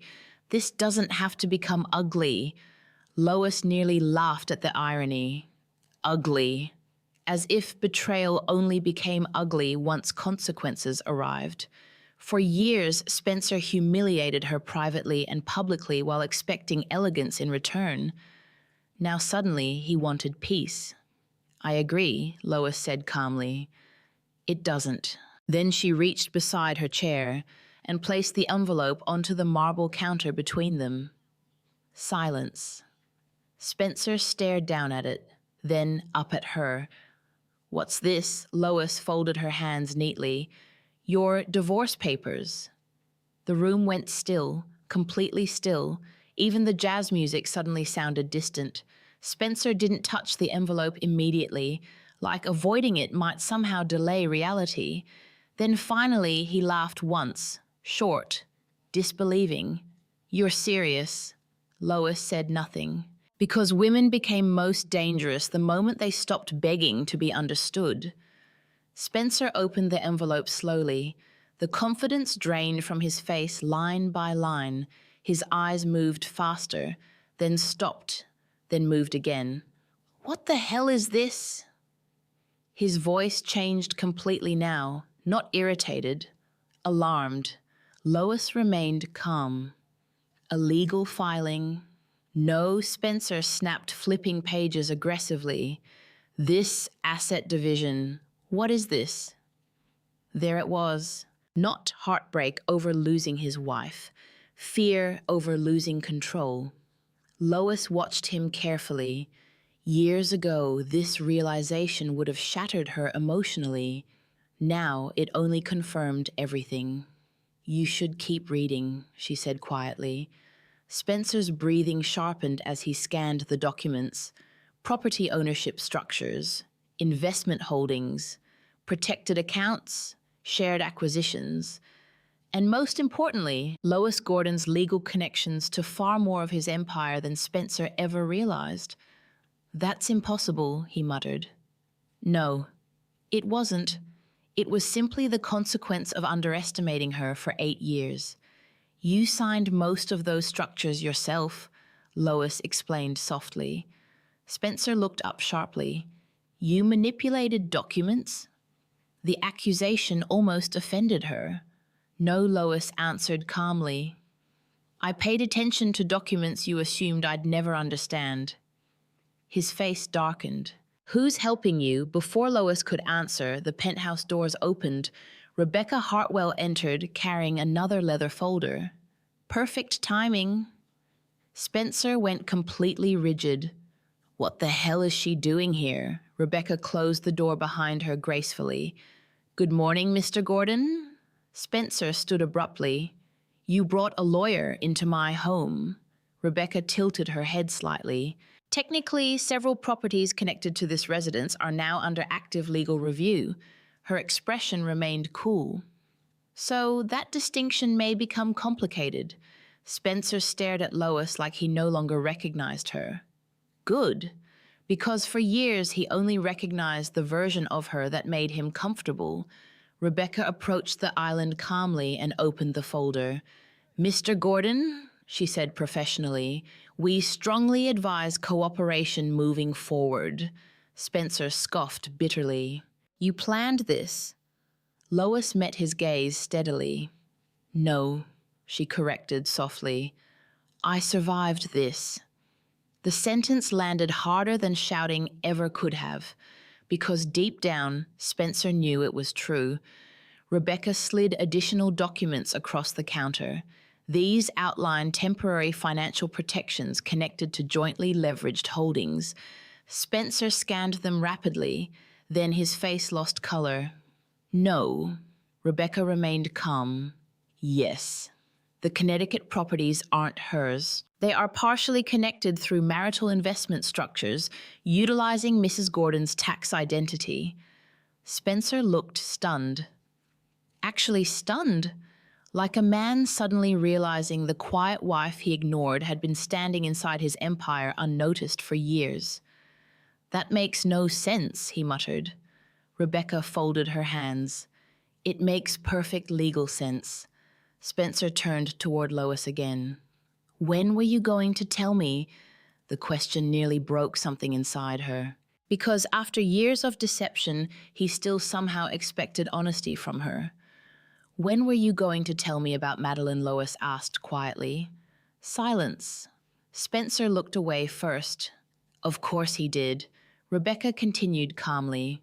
There are also concerns regarding concealed expenditures and secondary transfers involving third parties.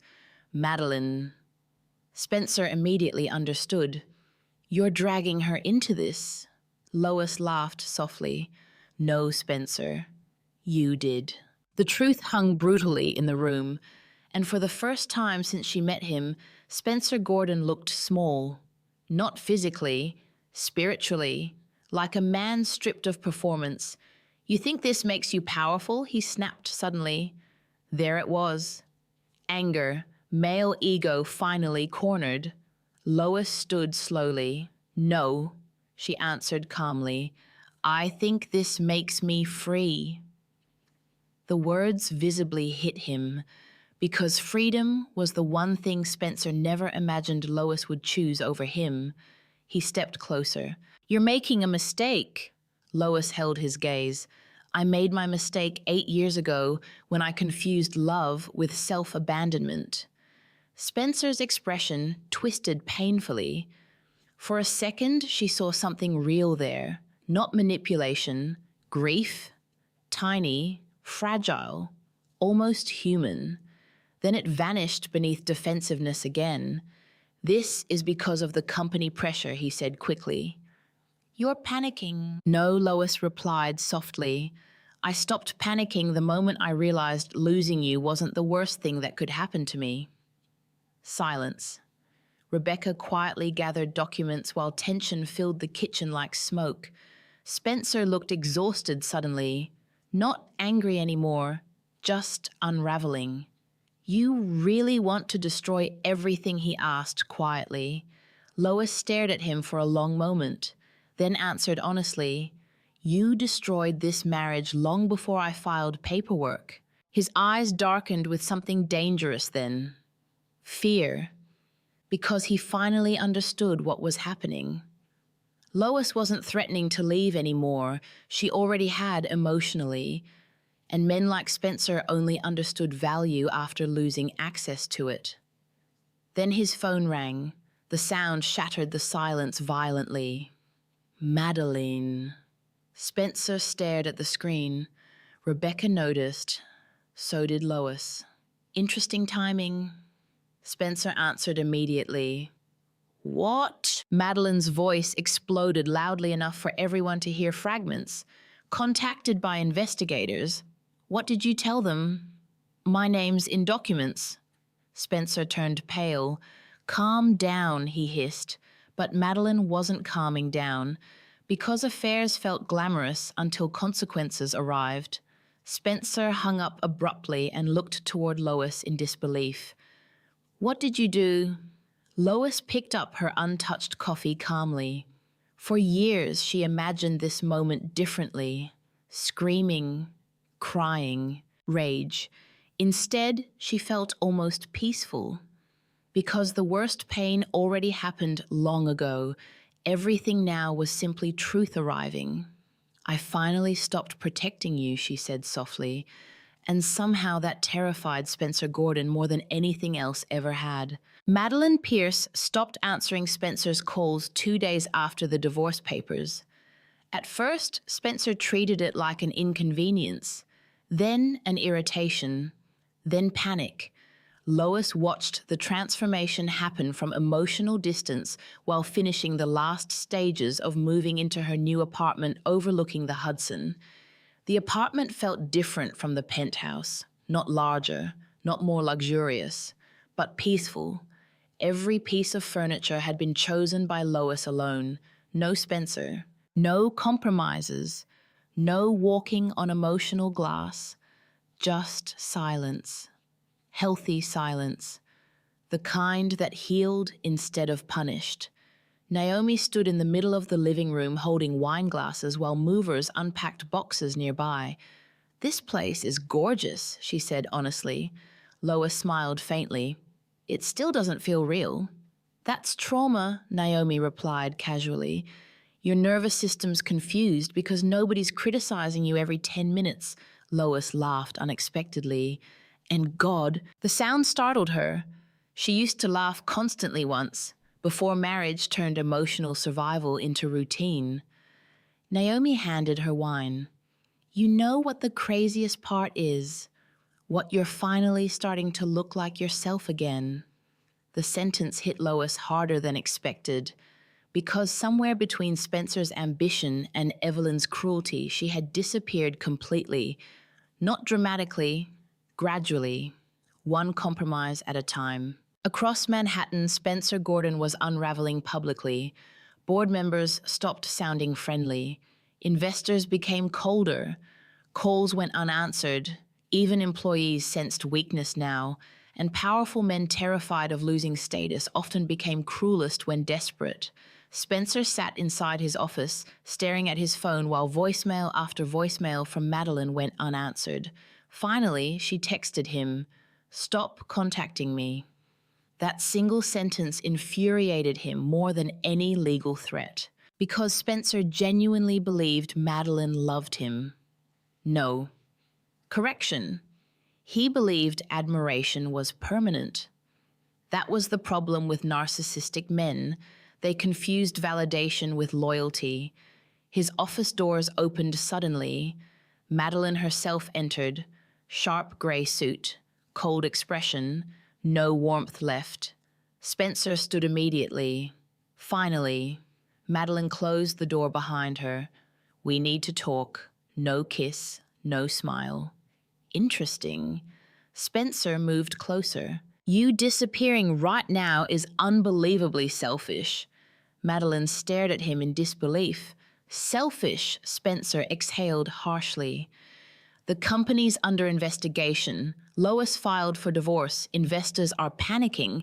And somehow you think I'm the problem." Her voice cut through the office sharply. Spencer froze, because suddenly Madeline sounded less like a glamorous affair partner and more like every exhausted woman he emotionally consumed. "I didn't ask for this," Spencer muttered. Madeline laughed bitterly. "Oh, yes, you did." Silence. Spencer rubbed his forehead aggressively.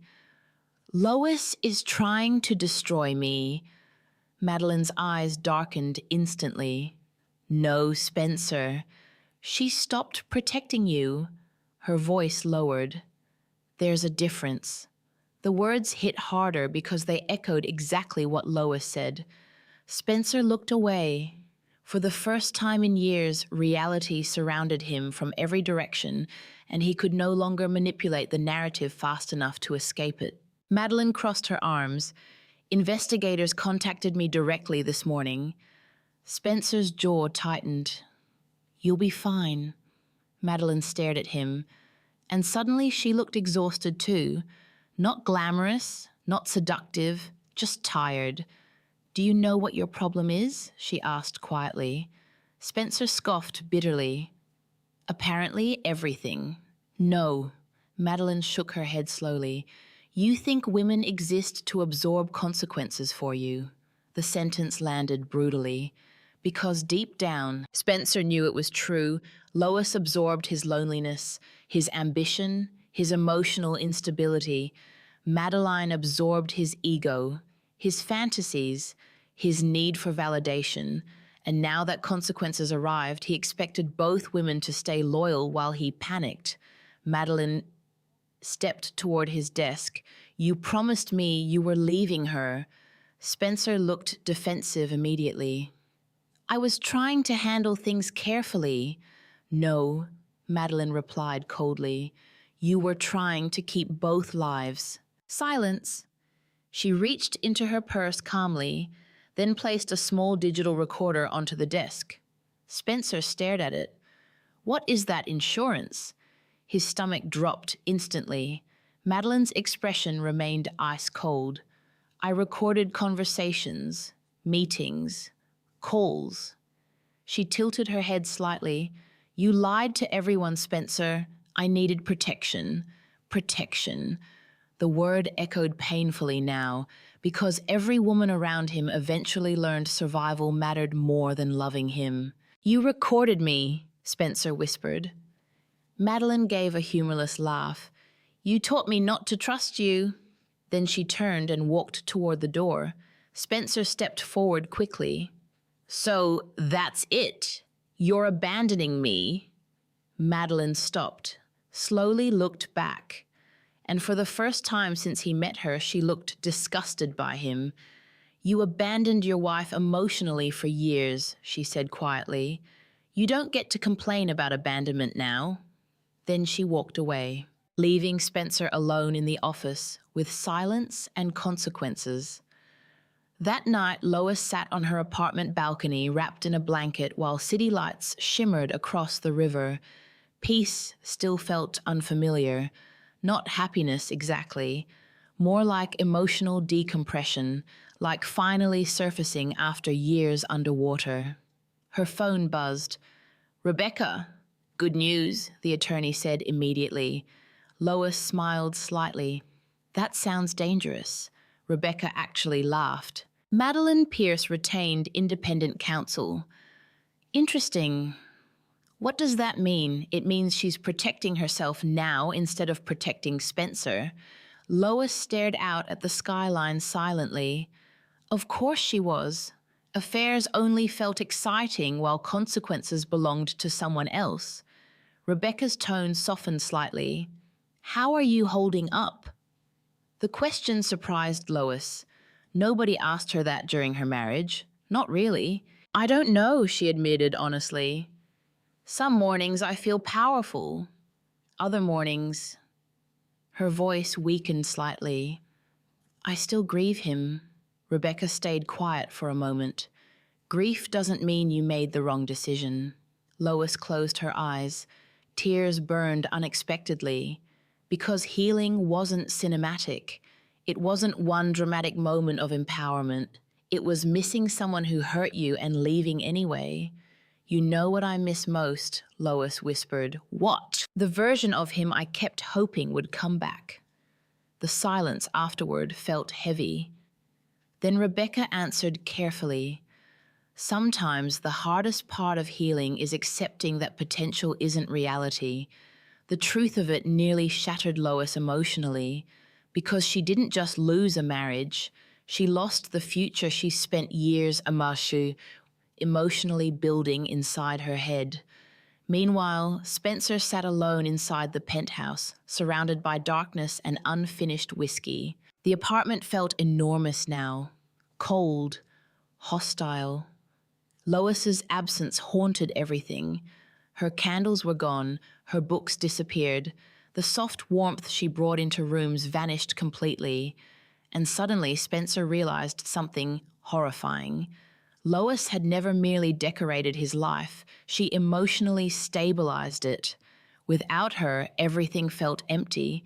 His phone remained silent beside him. No Madeline, no investors, no admiration, just consequences. Spencer walked slowly through the penthouse, then stopped near the fireplace. The framed photograph from their first year of marriage still stood there, Lois smiling up at him, hopeful, loving him completely. Something twisted painfully in his chest. Not because he suddenly became a good man, because he finally understood what he destroyed. Too late. Always too late. His phone buzzed suddenly. Evelyn. Spencer answered immediately. What? You need to control this narrative, Evelyn snapped. People are talking. Of course, that was her first concern. Image, always image. Spencer laughed bitterly into the silence. You know what's funny, he muttered. What? For years, Lois was the only person in my life who actually cared whether I was happy. Evelyn scoffed dismissively. You're emotional right now. No. He was empty. Different thing entirely.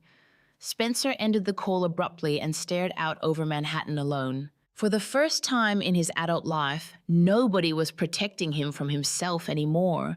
And somewhere across the city, Lois Gordon was slowly learning how peaceful life could become once she stopped sacrificing herself for someone incapable of loving her correctly.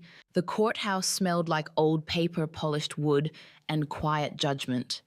Lois Gordon stood outside courtroom 14B in a charcoal gray suit Rebecca had chosen specifically because it made her look powerful without appearing performative. Should I be nervous? Lois asked softly. Rebecca adjusted a folder beneath her arm. You should be prepared. That answer somehow comforted her more. Through the courthouse windows, Manhattan glowed beneath a cold winter sky. Reporters lingered downstairs because Spencer Gordon's corporate troubles had begun attracting attention publicly now. Investors loved success stories. They loved collapse even more. Lois inhaled slowly. For years she feared this moment, feared confrontation, feared becoming the angry wife. But standing there now, she realized something surprising. She wasn't angry anymore, just done. Rebecca studied her carefully. You look calm. Lois gave a faint smile. I think I cried all the tears months ago. Rebecca nodded once. That usually means healing already started. Before Lois could answer, the courtroom doors opened, and Spencer walked in. For one painful second, her heart still reacted automatically. Not love exactly. Memory, habit, grief. He wore a navy suit that once made her weak in the knees, but now exhaustion clung to him visibly. His face looked thinner, older somehow, and his eyes, God. His eyes finally looked uncertain. Spencer froze briefly when he saw her, really saw her, not the obedient wife, not the elegant accessory, a woman standing independently without emotionally reaching for him. Something flickered across his face then. Regret, maybe even fear. Evelyn entered behind him wearing black like someone attending a funeral. Fitting. The death of illusion deserved mourning. The courtroom slowly filled. Lawyers, assistants, observers, whispers. And through it all, Lois remained strangely steady, because for the first time in years, she wasn't fighting for Spencer to choose her. She had already chosen herself. Judge Eleanor Whitmore entered sharply at exactly 9 o'clock. Everything about her radiated intelligence and impatience. The kind of woman wealthy men underestimated once. Only once. The proceedings began formally. Asset disclosures, corporate reviews, financial structures. But beneath every legal phrase lived emotional truth. Years of betrayal translated into paperwork. Spencer's attorney, Richard Calloway, stood confidently. Older, expensive, aggressive. The kind of lawyer who specialized in making women appear emotional and unstable while men looked misunderstood. Lois recognized the strategy immediately. Rebecca did too. Mrs. Gordon Calloway began smoothly. Would you agree? You maintained significant access to marital finances throughout your marriage? Lois sat calmly. Yes. And despite this access, you never raised concerns until after discovering your husband's affair. There it was. The implication, vindictive wife seeking revenge. Lois folded her hands quietly. I raised emotional concerns for years. Calloway smiled politely. That wasn't my question. No, Lois answered softly, but it was the truth. A few heads turned. Judge Whitmore watched carefully. Calloway continued. Would you describe yourself as financially dependent on your husband during the marriage? Once upon a time, that question would have humiliated Lois. Now it only revealed societal cruelty. Women sacrificed careers for marriages every day and were later punished for it emotionally. I sacrificed my career to support our marriage, Lois replied calmly. Calloway tilted his head, but Mr. Gordon provided an extremely luxurious lifestyle, correct luxury. There it was again, as if expensive apartments erased emotional neglect. Yes, Lois answered evenly. He provided financially. Calloway smiled slightly. And yet you still chose to secretly restructure shared assets without informing him. Before Lois could answer, Rebecca stood smoothly. Objection. Mischaracterization. Sustained. Judge Whitmore replied immediately. Rebecca approached calmly. Mrs. Gordon, she said gently, did you illegally transfer any assets belonging solely to your husband? No. Did you forge signatures? No. Did you conceal financial structures from your husband? Lois looked toward Spencer briefly, then answered carefully. No more than he concealed from me. The courtroom went still, because truth always sounded dangerous when spoken calmly.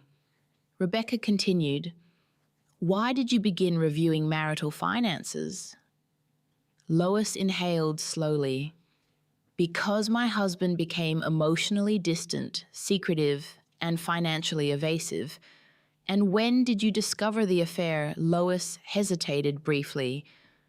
The affair confirmed what I already emotionally knew. Her voice softened slightly, that my marriage had become unsafe for me. Unsafe. The word shifted something inside the room. Not dramatic, subtle, because emotional abuse rarely left bruises visible enough for courtrooms. But exhaustion did, loss of identity did, the slow erosion of self-worth did. Rebecca nodded gently. How did the affair affect you? Lois looked down briefly, then answered honestly. I spent years believing I wasn't enough. Her eyes glistened slightly. Pretty enough. Successful enough. Worth choosing. Spencer's expression cracked slightly hearing that. Good. Let him hear it publicly. Let him finally sit inside the emotional damage he caused privately. Rebecca's voice softened. And now Lois lifted her gaze steadily. Now I understand someone else's inability to love me correctly isn't proof I lacked value. Silence. Even Judge Whitmore paused slightly, because pain spoken clearly carried power. Then Spencer testified. And suddenly, Lois saw exactly why she used to love him. He was still charismatic, still intelligent, still dangerously convincing. I made mistakes, Spencer admitted carefully, but Lois is portraying our marriage as emotionally abusive, and I strongly disagree. Of course he did. Men like Spencer viewed cruelty only through intention, not impact. He continued smoothly. I worked constantly to provide for our future. I trusted my wife completely. His jaw tightened slightly. Meanwhile, she strategically positioned herself against me financially for months. There it was. The betrayal narrative reversed. Lois watched him carefully. Years ago, she would have doubted herself hearing him speak. Now she simply recognized manipulation polished into sophistication. Rebecca rose slowly. Mr. Gordon, she began calmly, did you engage in an extramarital relationship with Madeline Pierce? Spencer hesitated. Yes. And how long did that relationship continue? A few months. Rebecca slid documents across the courtroom table. Would reviewing hotel records refresh your memory? Spencer's expression hardened. Lois almost pitied him. Almost. Rebecca continued calmly. Did you publicly minimize your wife while praising Ms. Pierce at corporate functions? That wasn't intentional. Did you financially support Ms. Pierce during the affair? Silence. Judge Whitmore looked up sharply. Answer the question. Yes. Rebecca nodded once, then asked quietly, did you ever consider how your actions emotionally affected your wife? Spencer froze.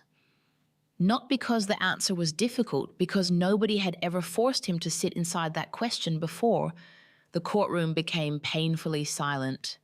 Finally, Spencer spoke quietly. I never meant to hurt her. Lois closed her eyes briefly. There it was, the sentence emotionally negligent people always used, as though damage only counted if cruelty felt intentional. Rebecca stepped closer. But you did hurt her. Spencer looked toward Lois then, really looked. And suddenly something changed in his face completely, because for the first time in years he saw the exhaustion beneath her elegance, the grief beneath her composure, the years she spent shrinking herself to survive loving him. Judge Whitmore leaned forward slightly. Mr. Gordon, she said sharply, did you ever once consider your wife an equal partner in this marriage? The question sliced through the courtroom. Spencer opened his mouth immediately, then stopped, because every truthful answer sounded terrible, and every lie suddenly sounded obvious. Silence stretched unbearably. Lois watched him carefully. This man once controlled every emotional atmosphere in her life. Now he couldn't even answer one honest question. Finally, Spencer looked down. And for the first time since she married him, Lois Gordon saw her husband stripped completely of performance. Spencer Gordon lost the penthouse 2 weeks after the court hearing, not legally, emotionally. The space no longer belonged to him the moment Lois stopped loving him inside it. Now it felt like a museum dedicated to his own failures. The silence followed him everywhere. No soft music drifting from the kitchen, no candles glowing near the windows, no Lois curled beneath blankets reading late into the night. Just empty rooms and city noise echoing through expensive loneliness. Spencer stood alone beside the floor-to-ceiling windows one rainy evening, holding a glass of bourbon he barely tasted. Manhattan still glittered beneath him exactly the same way it always had. That was the cruel thing about personal collapse. The world kept moving beautifully while your life rotted quietly. His phone buzzed constantly these days. Lawyers, analysts, damage control teams. But nobody called because they cared about him, only because they cared about consequences. And somehow that realization hurt more than the divorce itself. Spencer loosened his tie slowly and stared toward the skyline. For years, he believed success protected people from loneliness. Turns out, success simply attracted crowds. Not love, not loyalty, crowds. The difference became painfully obvious once everything started collapsing. At Gordon Capital headquarters, employees lowered their voices when Spencer passed. That infuriated him most. Pity. He could survive criticism, survive scandal. But pity felt humiliating. The board meeting that morning had been brutal. Daniel Reeves sat across from him expressionless, while legal consultants reviewed revised projections. Public confidence remains unstable, one analyst explained carefully. Public confidence. Another elegant phrase. Translation. People no longer trust you. Spencer rubbed his temple aggressively. We're stabilizing. Nobody answered immediately. That silence terrified him. Because 6 months ago, Spencer Gordon controlled every room he entered. Now even junior executives hesitated around him. Daniel finally spoke. We need transparency moving forward. Transparency. Funny word coming after years of lies. Spencer almost laughed. Instead, he nodded tightly. After the meeting ended, Daniel stopped him privately. "How are you holding up?" The question irritated Spencer instantly. "I'm fine." Daniel studied him carefully. "No," he said quietly.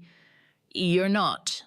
Spencer looked away, because somehow hearing concern from another man felt worse than judgment. Daniel sighed softly. "You know, Lois warned me before things escalated." Spencer's head snapped up. "What?" "She never tried destroying you." Daniel's expression darkened slightly. "She tried protecting herself." The sentence echoed painfully, because deep down, Spencer finally knew that was true. Lois didn't become cruel. She became awake, and he hated himself for realizing it too late. Meanwhile, Lois sat inside her new design studio, reviewing architectural concepts with Naomi. The studio occupied a renovated industrial loft in Soho, filled with natural light, unfinished wood, and possibility. It smelled like fresh paint and new beginnings. For the first time in nearly a decade, Lois was designing again. Actually designing. Not hosting, not supporting, not shrinking herself to preserve someone else's ego. Creating, living, breathing. Naomi watched her sketch quietly before smiling. "You look happy." Lois paused. The word startled her slightly. Happy? Was she? Maybe not fully, but peaceful? Yes. And peace felt revolutionary after years of emotional chaos. "I forgot how much I loved this," Lois admitted softly.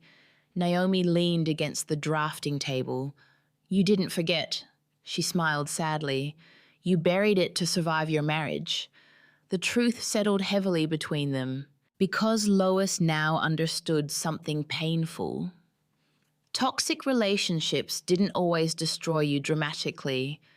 Sometimes they slowly disconnected you from yourself until you forgot who you were before them. Her phone buzzed gently. "Spencer." Lois stared at the screen silently. Naomi raised an eyebrow.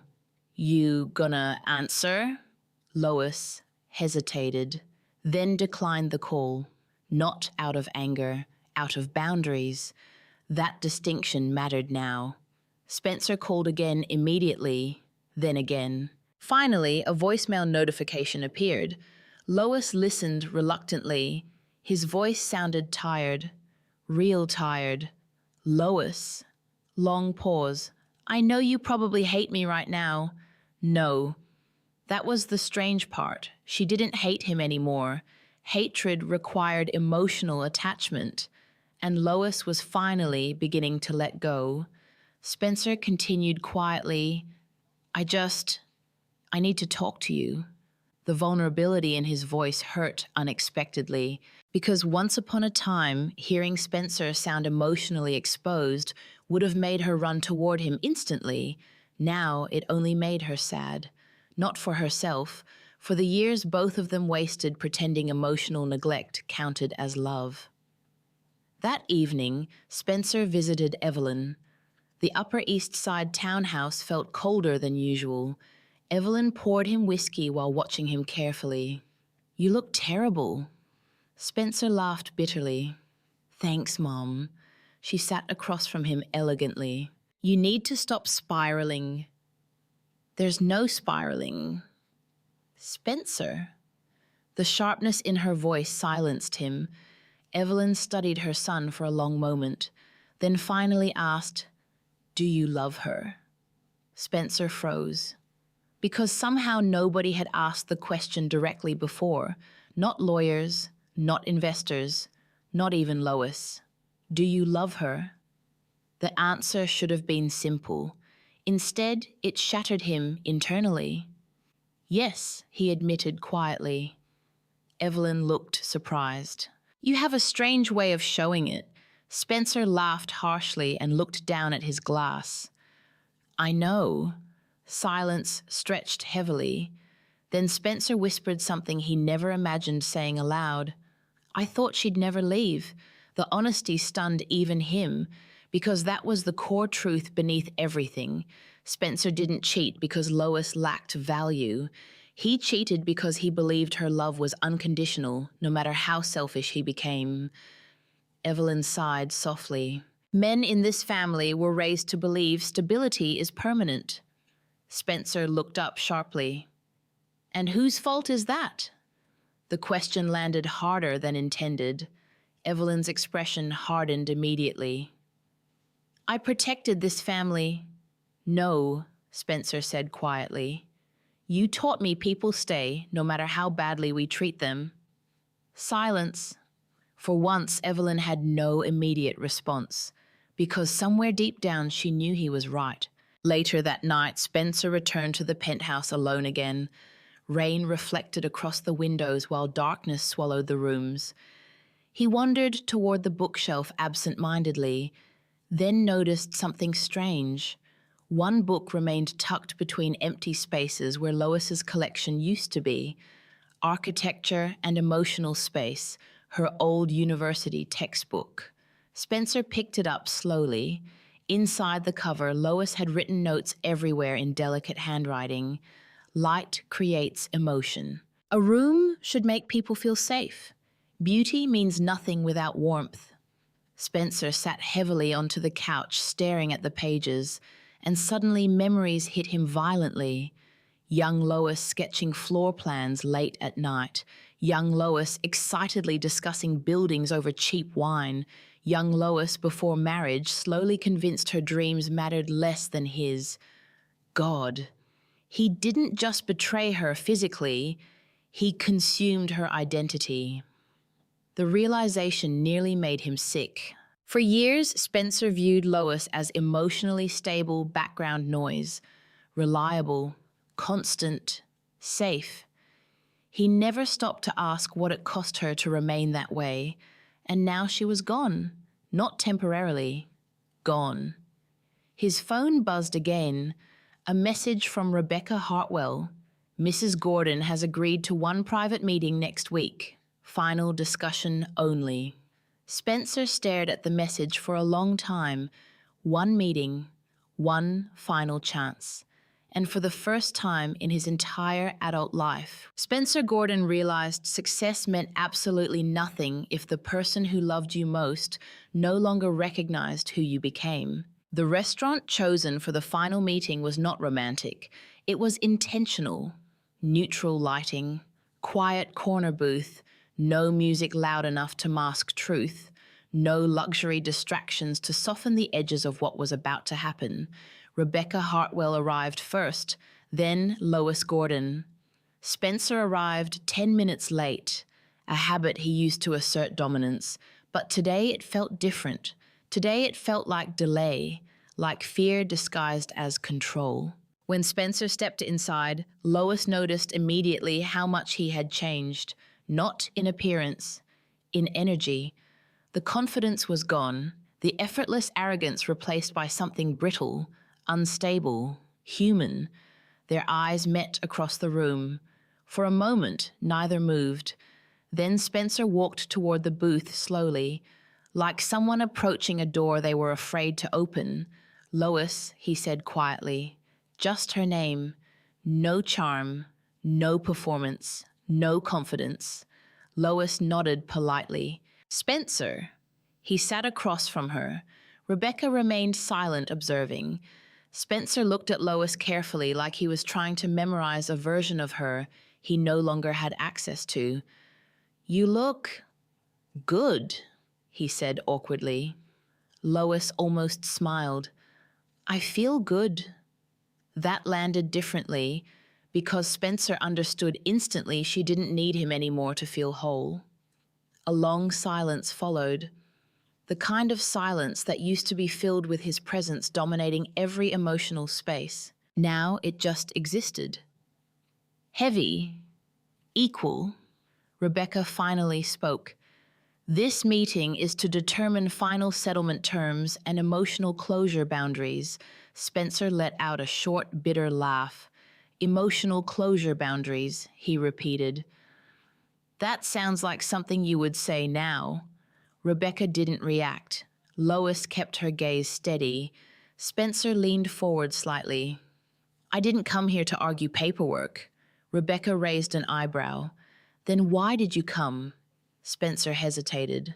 That hesitation was new, unfamiliar, weak. I came because, he exhaled slowly, because I needed to see you. Lois studied him quietly. This version of Spencer was not the man who humiliated her at galas, not the man who kissed another woman under hotel lights, not the man who said she would never leave. This was something else, something stripped. I don't understand what you want from me anymore, Lois said softly. Spencer flinched slightly at that. I want to fix this. The words sounded almost desperate.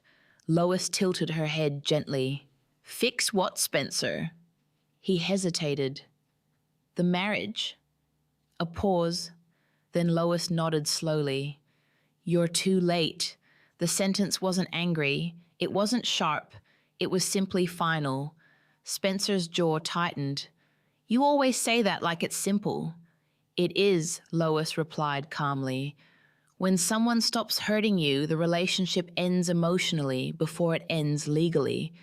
That hit harder than any accusation. Spencer looked down for a moment, then back up. His voice lowered. Do you hate me? The question surprised even him.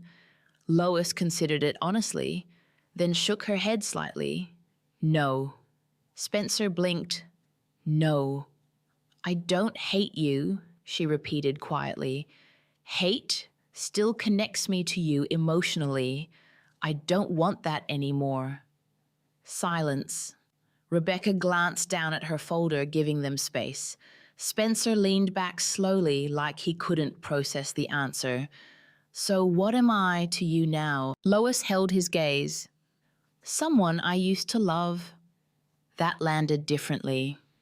Because it wasn't cruel, it wasn't revenge, it was truth without attachment. Spencer swallowed hard. I never meant to destroy us.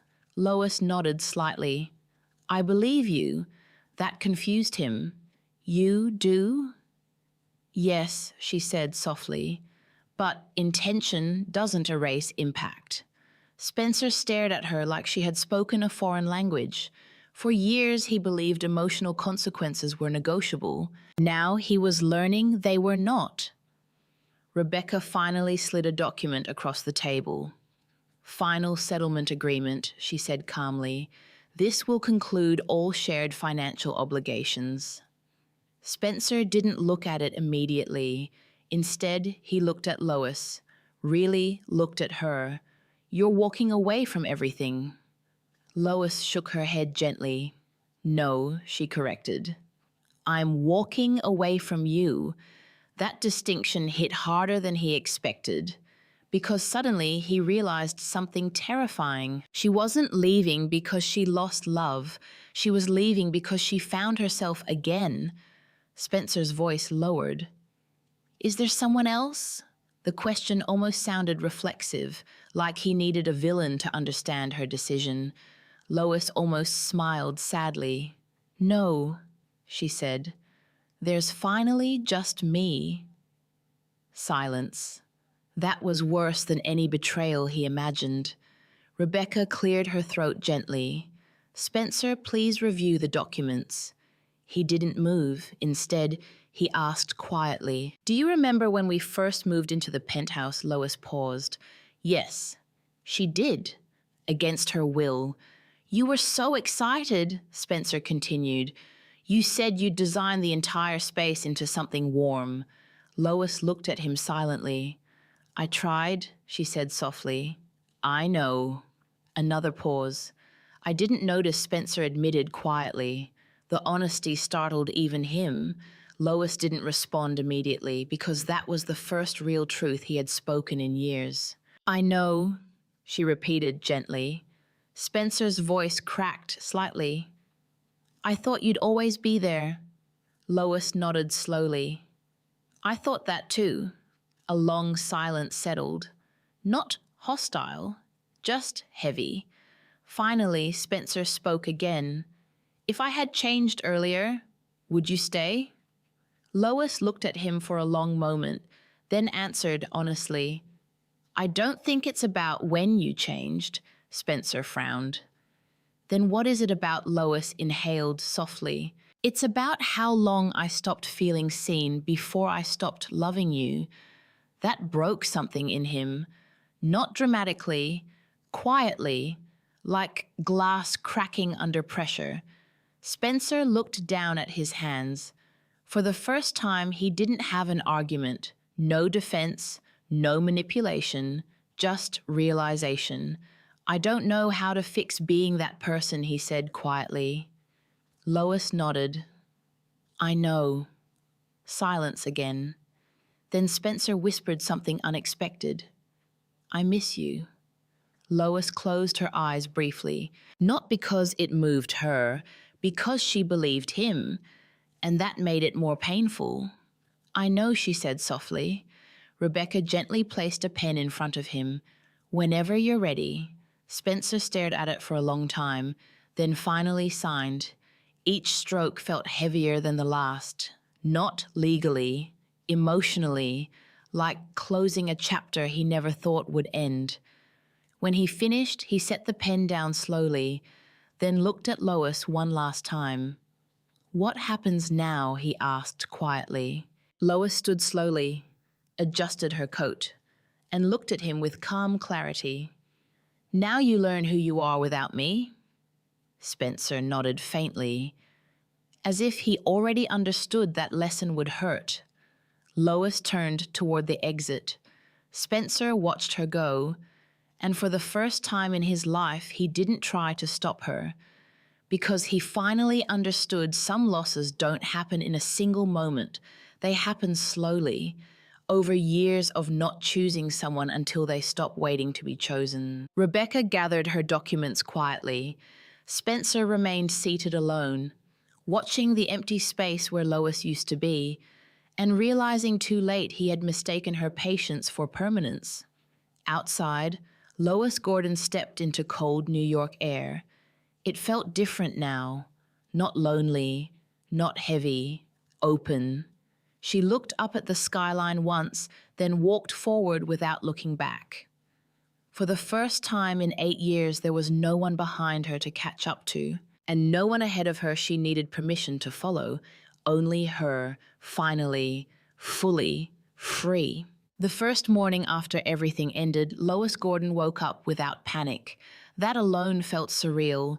No anxious reaching for a phone, no checking messages from Spencer, no emotional scanning of silence to predict his mood, just light. Soft New York sunlight spilling across a bedroom that finally belonged entirely to her. Lois lay still for a long moment, listening to the quiet. Not the tense quiet of a marriage holding itself together by habit, but real quiet, peaceful quiet. The kind that didn't ask anything from her. Her apartment in Soho was still partially unfinished. Boxes remained stacked near the hallway. A few pieces of furniture were missing. Life was still assembling itself, but for the first time it was assembling around her, not him, not his needs, not his ego, just her. Lois sat up slowly, brushing her hand across the sheets. No one had interrupted her sleep. No one had demanded emotional labor at midnight. No one had made her feel small before breakfast. She exhaled quietly. Freedom didn't feel dramatic. It felt like absence of pressure. 3 weeks later, Lois stood inside her new design studio as morning light poured through industrial windows. The space was alive in a way she had forgotten she could create. Architectural models lined the tables. Blueprints covered the walls, sketches layered in organized chaos. This wasn't Spencer's world anymore. This was hers. Naomi walked in carrying coffee and immediately looked around with a proud smile. You did this, she said. Lois smiled faintly while adjusting a design sheet on the wall. I'm still doing it. Naomi leaned against a table. How does it feel? Lois paused. She thought carefully before answering. "Quiet," she said, "but in a good way." Naomi nodded knowingly. "That's what healing sounds like." Lois almost laughed. Healing? She used to think healing meant forgetting. Now she understood it meant remembering without breaking. Across Manhattan, Spencer Gordon's life no longer resembled what it once was. Gordon Capital had survived the legal scrutiny. Barely. But survival wasn't the same as stability. Investors didn't trust him the way they used to. Board meetings felt colder, conversations shorter, respect thinner. He still wore expensive suits, still spoke confidently in rooms full of executives, but something essential had shifted. People no longer leaned in when he spoke. They waited for proof, for certainty, for something he could no longer fully provide. And worse, he knew it. That awareness followed him everywhere like a shadow. One afternoon, Spencer found himself standing outside Lois's new studio. He didn't plan it. He just ended up there, like muscle memory pulling him toward a life that no longer existed. Through the glass, he saw her, Lois Gordon, not his wife anymore, just Lois. She was speaking with an architect, pointing at a structural model, smiling slightly while explaining something with calm confidence. Her hair was different now, softer, freer. She looked lighter, like someone who had stopped carrying invisible weight. Spencer stood frozen. He expected anger when he saw her, or resentment, or heartbreak. But what he felt instead was worse, irrelevance, because Lois didn't look like someone rebuilding from destruction. She looked like someone returning to herself. And he was no longer part of that equation. A younger version of him might have walked in, interrupted, asserted control, demanded attention. But that version of Spencer no longer existed, because that version only survived when someone like Lois tolerated him. Now, she didn't. So he just stood there, watching, until Naomi noticed him through the glass. Her expression changed instantly. Lois turned slowly, and for a brief second, their eyes met again. No anger, no sadness, no longing, just recognition, like seeing someone you once knew very well in a photograph that no longer feels personal. Spencer lifted his hand slightly, half greeting, half reflex. Lois didn't move. She simply held his gaze for a moment longer, then gave a small, calm nod. Not cold, not warm, just final acknowledgement. And then she turned back to her work. Spencer stood there for a few seconds longer, waiting for something, anything, but nothing came. No collapse, no emotional return, no reversal of time, just life continuing without him. Eventually, he stepped back and walked away. That evening, Lois sat alone on her balcony overlooking the Hudson River. A glass of wine rested beside her untouched. The city glowed softly beneath a fading sky. For a long time, she simply watched the water move. She thought about Spencer, not the man who betrayed her, not the man who humiliated her, but the man she once believed in. It didn't hurt the way it used to. It felt distant now, like a story she had already lived through and survived. Her phone buzzed softly. A message from Rebecca, final financial transfers completed. "You're fully independent now?" Lois read it twice, then set the phone down. Fully independent. The words felt strange, but right. She closed her eyes, and for the first time in years, there was no emotional noise inside her, no fear. No anticipation of conflict, no waiting for someone else's mood to define her day. Just herself. Enough. Spencer, meanwhile, sat alone in his penthouse. The space felt too large now, too polished, too empty. He had tried filling it with work, with noise, with distraction, but nothing stayed. He poured himself a drink and stared at the city beyond the glass. Somewhere out there, Lois was living a life that no longer included him, and the realization didn't come with drama. It came with silence, a heavy, irreversible silence. He thought about everything he had taken for granted: her patience, her loyalty, her quiet strength, the way she made his world stable without ever asking for credit. He used to think that meant she would always stay. Now he understood it meant she knew how to leave without destruction. Spencer closed his eyes briefly. For the first time, there was no one left to blame, no manipulation left to justify, no illusion left to protect. Only truth. And truth, he realized too late, was the most unforgiving form of clarity. Months passed. Lois's studio grew. Her work gained recognition again. Not because of Spencer, not because of influence, because she was good. Always had been. She just finally had space to exist again. One afternoon, Naomi watched her sketch a new project and said quietly, "You ever think about him anymore?" Lois paused, then answered honestly, "Sometimes." Naomi raised an eyebrow. "But," Lois smiled faintly without looking up, "but it doesn't pull me backward anymore. That was new. That was healing. Not forgetting. Just release." That night, Lois walked home alone through softly lit streets. She stopped once at a bridge overlooking the water.